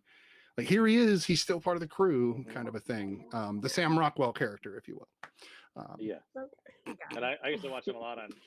That actor used to be on A-Team. He was the crazy one on. If you ever watched A-Team from the '80s, yeah, he was or not Hannibal. He was no. Oh, how did I forget his name? His name, I don't know his name. It's B.A. Baracus, Hannibal, Face, and Murdoch. Come on, trivia. Murdoch, there it is. Yeah. Murdoch, I know. Come on, trivia. I was looking for trivia to hop in. Not He's not there. Not TV trivia. That actually made me want to ask a question, Janine. Is it possible for people to come on to that show, or how does somebody get involved, or is it like a tight-knit group, or how is that? You have to get so you can audition to be on it. You can like put your name in there to be on it, and they'll kind of like audition you, and then you're in. Cool. So, and then we also do have a smaller league called the FCL, the First Class League. So that's kind of new people coming in, and then they could get called up to like the main show. Oh, so there's the minors and the majors even. Yes. So we just started that this year. So yeah, if you guys want to compete, this reminds me of let me know. As long as I don't have to go up against you. You have intimidated him. And this is giving me very improv-y films with it's just like it's just trivia, because we had like two teams that would go up against each other, and then we had like minor like B leaguer people that would come up. But there's acting involved as well. Like you have to play a character. Like when I started the show, I was a heel, so I had to like be mean and like talk a bunch of trash. And, really interesting. Yeah, but then I have a hard time. So now I'm a face, but I'm like a sassy face. So. Oh, okay. I can see more sassy, but I can't see you being mean. I was a little mean when I started. Really? That was funny. They switched me over to being a face, so they thought I was more than that. So. Fascinating. I might have to look into that. Trivia has always been kind of one of my bags, and I've always really enjoyed it. I think my older brain isn't quite as good, but I think there's some still retained in there. If it was Buffy or Star Wars, I think I could do it. You could do Intergatum for sure. Yeah, no, I try to pride myself as a jack of all trades pop culture nerd, rather than one particular fandom. Not like Mr. Marvel, like, okay, that guy. And then, of course, we have Black Girl Marvel. Their names alone should tell you where their fandoms lie. Yeah, well, those are all in Intergeekdom, Marvel, right. DC. But I'm like, I do a lot of TV shows, so I'm like, Intergeekdom. I have a lot of fandoms I mess with. Like, No, if you want to talk Charmed. Right, Charmed, yeah. I'm your girl. I really do believe I'm like the number one charm person. You can't. I know everything about Charmed. I have not met one more so than you yet, and if I find them, I'm sending them your way just to see what happens. Please do, because I would love to have a conversation with people about charm. Like I know spells. I know you thought I was one of the sisters or something. Okay. I like it. I like it. They be obsessed with that show. But that's another talk for another day. Okay. Right. How does this compare? If you've seen the other, I know that Lala said she hadn't, so I'm sorry. This is going to exclude you a little bit. But how does this compare to the other TNG movies alone? Just this one versus the other three. What do you guys think? How does this stack up? And did we just lose Janine? It looks like we did. Oh no! It's way into the internet side. Oh man! It's not just. She looks like she's. I can see her frozen on the ninja side. Yeah, so there she is. There she is. Okay, you're back. You're back. You're back. Can you hear us? Yes. Okay, that was very odd. Okay, so why don't you, Janine, go ahead. Compare this to the other three TNG films specifically, and do you like this one better, worse, same, indifferent? I think I like this one the best. I mean, I liked the kind of union of the two series in generations. But again, I think the action there is a little bit of a letdown. It's like kind of like old man action going on in there. Whereas I think this one put a little bit more effort into injecting the action. Right. They tried a little bit more. And I really just liked the chemistry. You got to see this crew was kind of like their big kind of coming out. So I really loved their chemistry together. The story was really good. I like Insurrection as well, but I think they're all too kind of separated, and not everybody really has Yeah. a moment to shine. Whereas this one, everyone has a great moment, and I really loved the Lily character as Black female character, and that character to kind of ground the audience who's not as familiar. I thought that was really smart to have her in there. So I think this one will probably be my favorite of the Next Generation films. Nice, I like it. She's also the brains. If you listen, he's the he came up with the Yes. idea, but she's the one that made the math Right. work. So Like built it, like Right. built a lot Yeah. of it. Uh-huh. Yeah. Yeah. Brian. Yeah. I'd have to agree. I haven't seen all of the. I've actually only seen Generations and this one, so I can't really compare with the other ones. Yeah, there's a lot of Trek that I haven't taking the caught Trek up on. Yeah, taking the Trek on Trek. But yeah, like I will agree to, like, they all feel like they're kind of like separate. They're not really. There's no real like continued like through line with all of them. But yeah, like this one does feel like everyone has their moment. Even Adam Scott and Yeah. I wasn't even like, so when Adam Scott shows up, I was not paying attention to a damn thing Worf was saying. I was just like, I was like, what? is that Adam Scott? That is Adam Scott. Like, what? I rewound it. I actually rewound it. I'm like, wait. Maybe it is a good day to die. Wait, what? That's Adam Scott. What are you saying, Yeah. Worf? I don't care. Yeah, it's like, and then the rest of the movie, I'm like, wait, where the fuck is Adam Scott? I was like, know. did he survive or not? I assume he did because the ship I was pulled assuming he in. did too. Now I just want to but find here's the interviews thing. of him like potentially talking about that. Like, He Yeah, was exactly. pulled in, I'm but we don't so see him invested, again. like, He in the turned experience. Borg, dude. He was a Borg. I'm sorry. Oh, maybe he did turn Borg. Yeah. Because he was on that ship Damn. when they went back in time, and along with, I think it was That's him right. and Worf, and that was it. And we never see him again. So Yeah. was he Henson Lynch and we didn't know it? He could have been Henson Lynch. Oh, maybe. That's what I was thinking. We could check it, but We'd have to look. It'd be But, great if yeah, he was. yeah, yeah. So I But have yeah, seen I the. like this one. So. Oh, it is good. I've For the seen all generation. of them, like I said, way too many times. I think I saw all but Nemesis in the theater, not including the original Treks because I was a little too young for some of those. But I do remember seeing like 4, 5, 6, and then the TNG ones. Anyway, this is the most solid, I think, of the films. Nemesis is the least solid of the films. It is Yeah. kind of a pile of trash, unfortunately. And Brent Spiner was a little too old to play Data, although they threw that out the window and brought him back anyway which I think is really interesting. Again, it's like having somebody play a vampire or somebody play Wolverine, and then you bring them back after 30 years. I'm like, The age, like, I'm sorry. Yeah. It's no offense. It's just you age. It's human bring 'em back. reality. Yeah. So that bothers me. It's hard to, it takes me out of it constantly because the makeup's getting thicker and thicker. And there's more of the, Yeah. like, the gullet thing happening. But that aside, there is a disconnect between these 4 films. It's really bizarre because if you look at the original 6 Star Trek films, not only did they tie to the series like this does, this movie specifically ties to the series, of course. as does Generations. But those movies interconnected, where literally one would Yeah, end and the next one would pick storyline. up, and then the next one would pick up, and there was something When they nice reference about it. things that happened in previous films. And, Right. Right. Yeah. So I liked that, and the seeing them on the big screen was fun too. That crew versus this crew. And it's hard to say the favorite crew, but my captain, and since we're talking about Trek, we got to ask, who's your captain? If you have to pick. And you can pick from anybody, but the Picard. classic, of course, is Kirk and Picard. Yeah, Picard. Yeah, it's Picard for me. That wasn't a hard sell. Rachel, I Who's your think captain? Rachel's probably mentioned it. What's Rachel's captain? I'm sure she I can think chime in I think here, I remember her saying something about Picard, but 2 through 4 were written as okay. a trilogy, she says. 5 and 6 were added, but good additions. People hate 5. I actually thought it was interesting, but that's the philosopher in me. Country.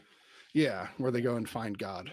I thought that was interesting. Oh, that's oh my right. gosh. Yeah, Oh, I need. Yeah. that one was. I mean, you got to go find, if you're Yeah. going to find Voyager in the first movie, God in the 5th movie makes sense. I don't know. Right, It yeah, flows. yeah. As I spill all over myself. Anyway. Oh, I wanted to mention too in this film, there's like, even to this day, like visual effects professionals still are just blown away by when the Borg Queen is like coming Floating down. She's down just and in the attaching piece to the and, like, body. attached to her body, like That makeup it's- looked so good too, though. yeah, and no, totally, like it's still like Holds up. fairly flawless to me, like to this day, and that was in 1996. No, it's really good. Yeah. Yeah, it's Great. So, A lot of the special effects still looked really good, except for Really Data. good. Data when he had his Data, I know. the graph at the His end and it's all patchwork bulging. Data. It's like you can tell it was a and then prosthesis. the robots. Yeah, I was like, I underneath. don't know. Yeah. And all the But the lights. the Picard eye in the beginning with the thing, that was good Oh because man, it touches yes. the eye. Oh, Yeah. yeah, yeah. No. Gets me every time. Totally. Still, Yeah, yeah. Mr. Marvelite, you have a Bye, great Mr. night, sir. Marvelite. Have a great night. I was going to totally look up. I always forget her name, Good and night, I think buddy. she's such a brilliant actress. You guys Her should know name her. Alice Krieg or Alice, Krieg, yes, Yeah. yes, Yeah. Krieg. She's Yeah, she's so good. She's amazing. Anything I've seen her in, I've been like, chef's kiss. Just she's Yeah. great. I agree. I realized why we say chef's kiss instead of just doing it. Because it used to be you just do it, and now we say it. It's because of chat. Everything in chat, people had to start saying chef's kiss Oh in yeah, order because to. you wouldn't be able to see. Yep. Right. And then now I people think just some started people don't adopting it. So know.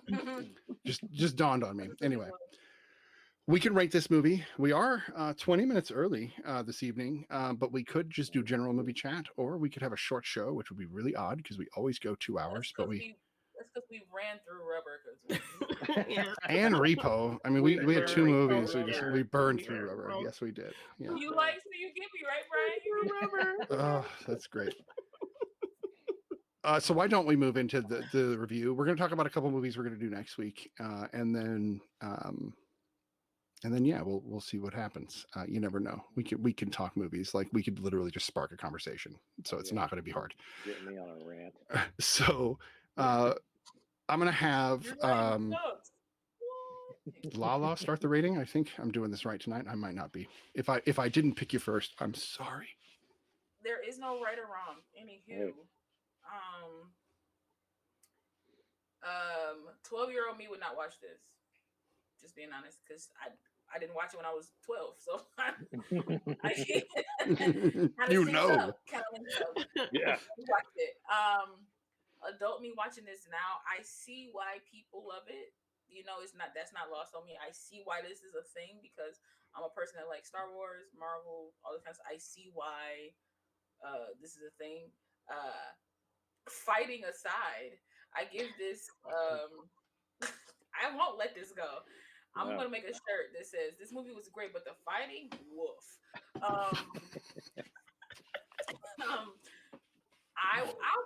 give this film an 8. I'll give this film an 8 because I will probably watch it again. Like I said, I enjoyed. Nothing is ever wrong with Alfre Woodard in it. That's one. That's one thing. Patrick Stewart. I'm not gonna say it. I'm not gonna say it. Great. And I just think the story was great. They had funny moments. There were moments where I knew that it was like fan service, funny. But as a new person coming in, I still sort of got it. Wasn't too far off from that's cool. like, let me pause and research. The billions of lore to see if I can get. Like I still got the feel. I still understood it. So yeah, I would watch it again. It kind of makes me want to watch the other movies just to check them out. You should.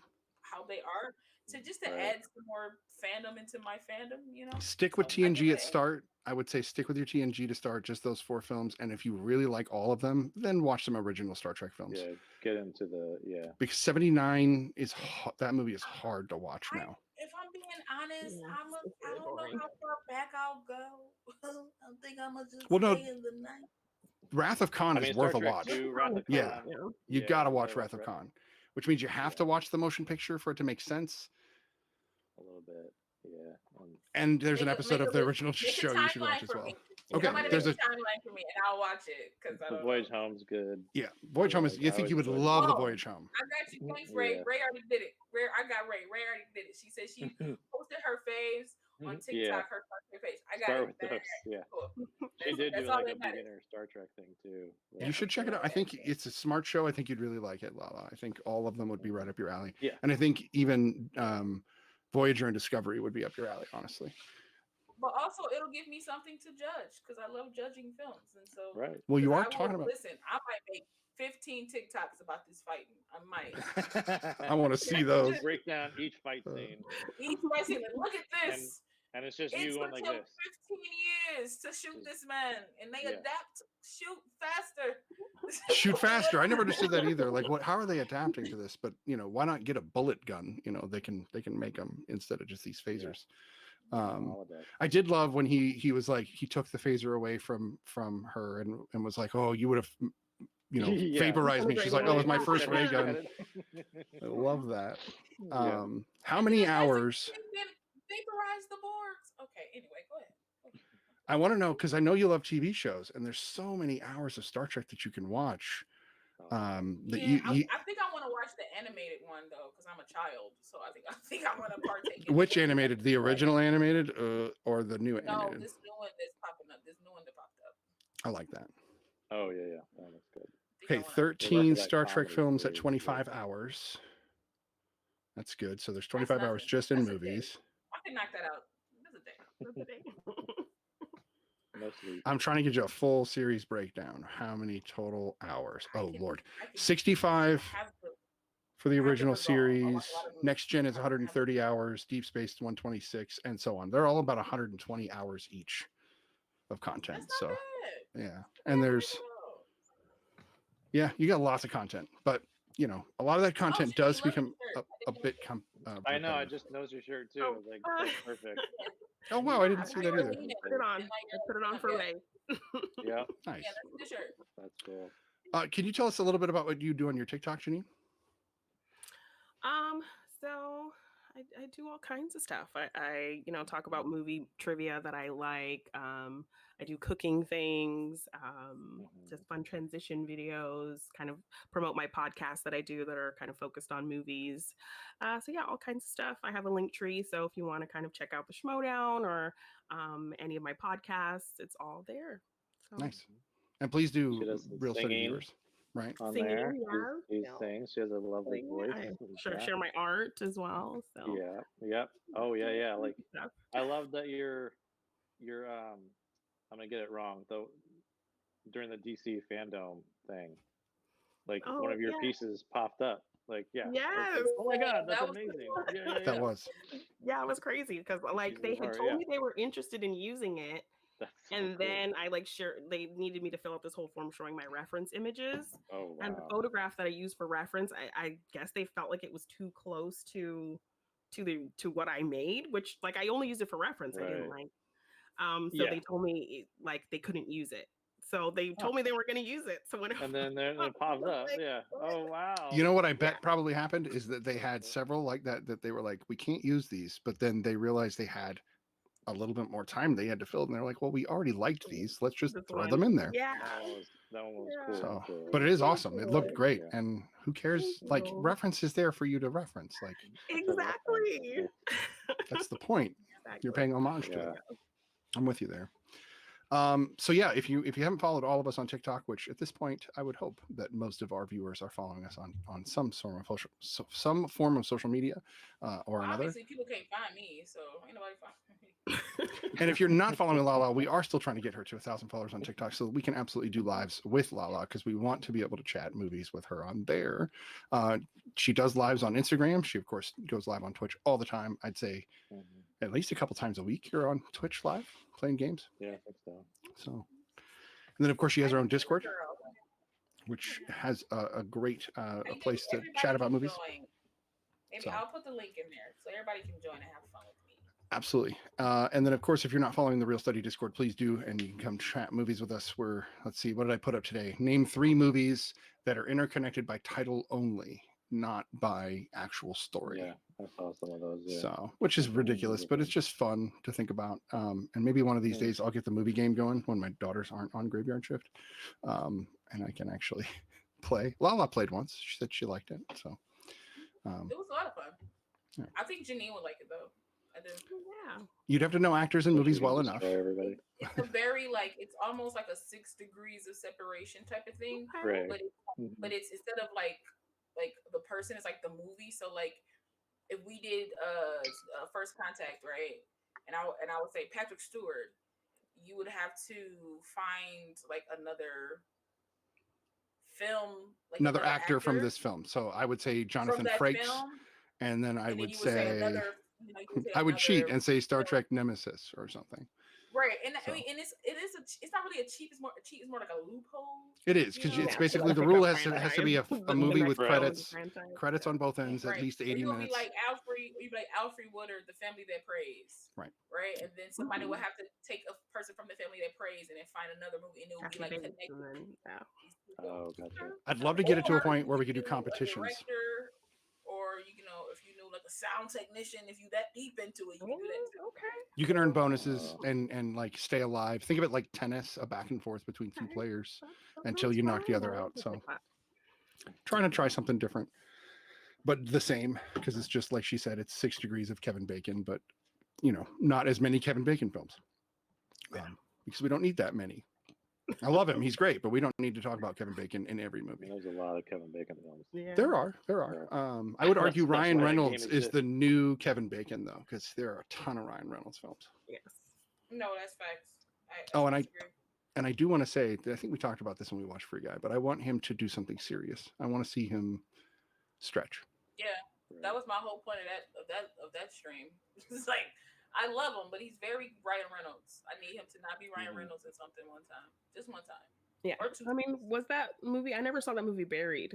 That was pretty serious, right? Yeah, I never saw that either. That looked My wife watched it. She pretty- said it was good, but it was just if you have claustrophobic problems, don't watch it. Like, Yeah, it's pretty intense. Yeah. if you can't handle the Kill Bill scene when she's in the Oh, graveyard, yeah, it's that's that, right. Oh, but yeah, the whole film. So like, Yeah. I have not watched it because I can't handle it. Like, it's not They my. will find me in a grave like this, trying to punch my way out and die. And Yeah. I'm just like, if I'm ever buried alive, because I'm gonna try it. I'm gonna try to claw my way up, And but I'm get just stuck. die. Yeah. No thanks. Oh, it's just giving me. I'm getting hot and claustrophobic right now just thinking about Anxiety this. just talking I'm about seeing it. myself in this little box right here. I'm like, so. I don't know if we. Mind me way out of the box. When people are all crowded in, I get very like, Yeah, I don't like it. It's too many. Like, I don't mind being in a big crowd. Like I was in Times Square before, and that was But nice. if people are shoving you and pushing you and like, ugh. We weren't like mosh pitting, and I can't do that. I'm just But like, Times Square, you're outside. If I'm on a bus feeling like that, I'm gonna get freaked out and start like wigging and like get off of me. I can't be here. It's just too much, especially once you get warm. Or something. I'm gonna start spazzing out. Agreed. I get that. I don't think we rated this film, and I think we should. No, not at all. Yeah, you said Lala 8, did hers. right? Right. 8 out of Yeah. 10. So we can I said get back to that. And you said you wouldn't have watched it when you were 12 because you didn't, and that's fair. Because I didn't. That's fair. This is quite present. Never watched it as a child, so. This is my favorite Star Trek film, 10, and I didn't watch it at 12. Oh my But I watched it in '96 when it came out, and I would have given it a 10 then too. I absolutely Brian, love this film. goodness. So this is 10 and 10. Just it's my Yeah. favorite of all the Star Trek I films. love it. Brian, what is your take? I'm gonna give this an 8, and I think 12-year-old me would have loved this. I probably would have gave it an 8 or a 9 when I was 12 because I was so into the show. And yeah, it's probably one of my favorite of the films out of all the films. And we've named some, of course, like Wrath of Khan is like probably my all-time favorite Trek film, and Voyage Home is a great one. But this one's one of my favorites out of all the entire movie series. So yeah. All right, Janine.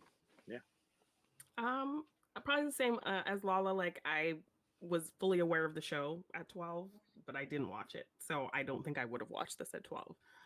But I would also give it an 8.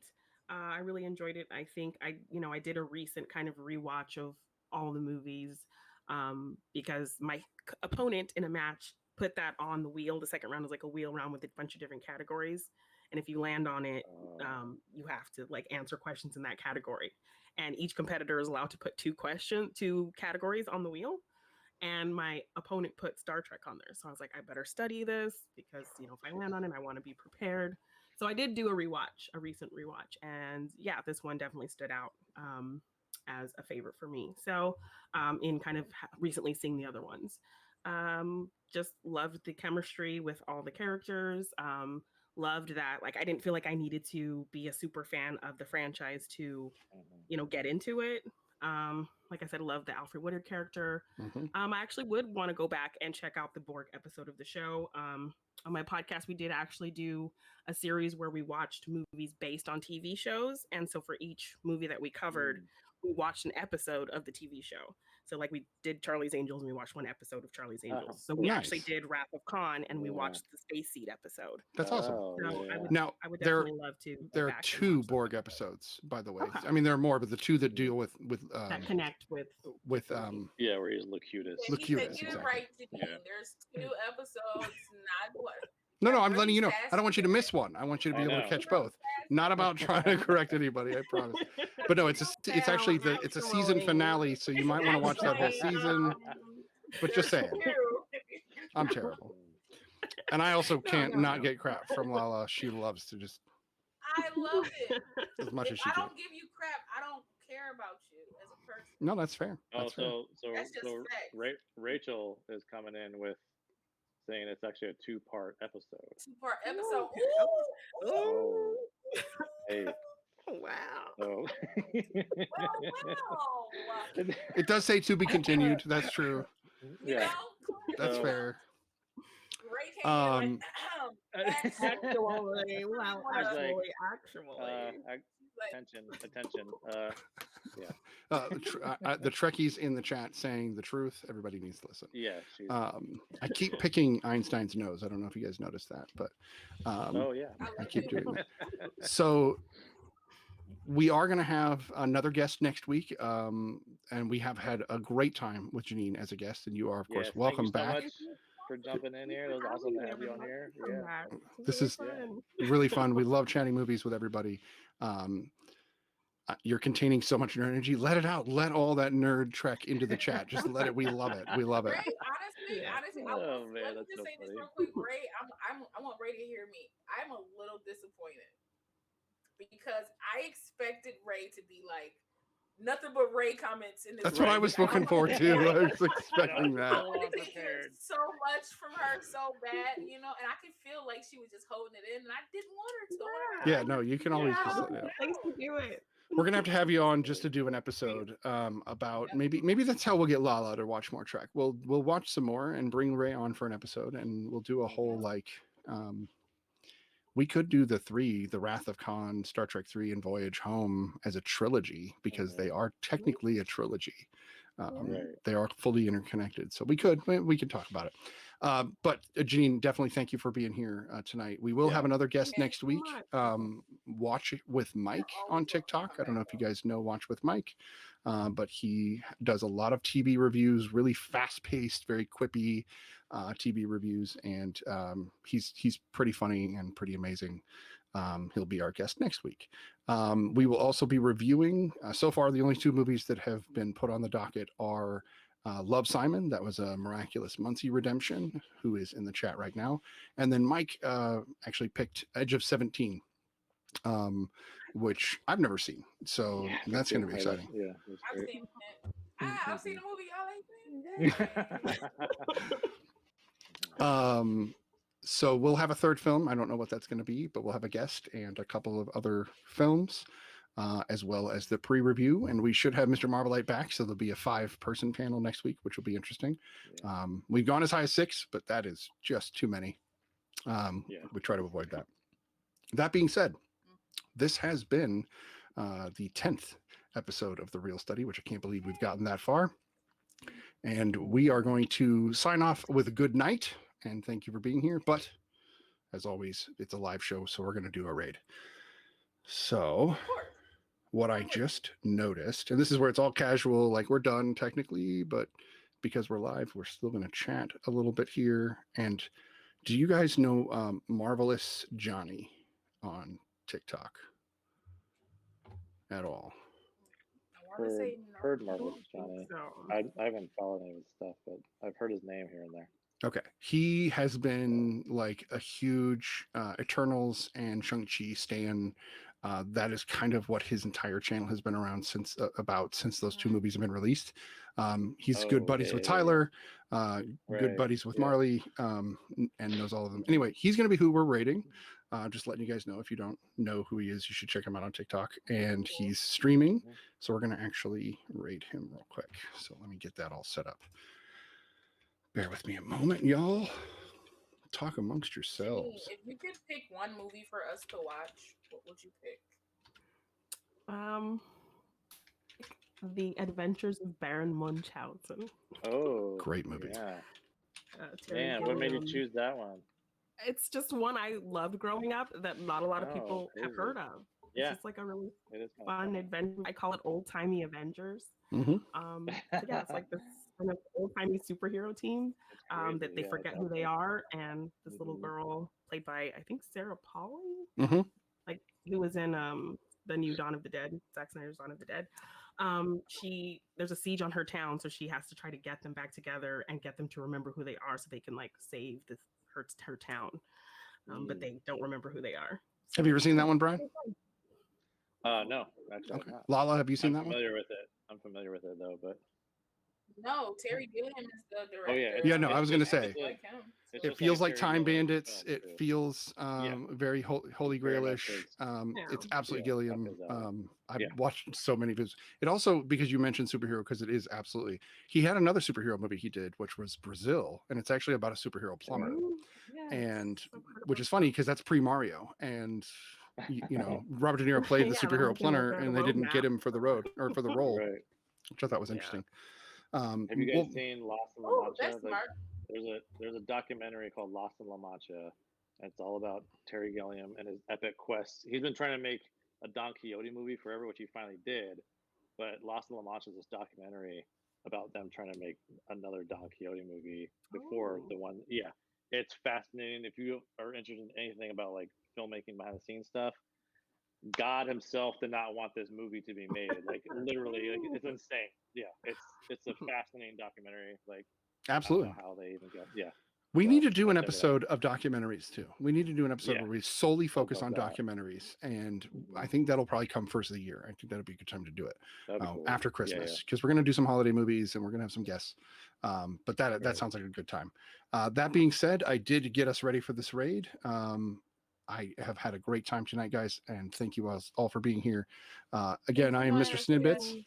This is Black Girl Marvel, Janine Devine, and all the movie things. And this is the real study. You guys have a great night. Here comes the Have a raid. great night. Thanks again, Janine. Thank you. No, thank you. No, we're thanking Yeah. you for being Thank here. you. We love it. Yeah. We love it. Well, you're welcome. You're welcome. All right. Good night, Don't guys. be modest. Just be like you're welcome for my presence. What do you mean? Yeah. Love it.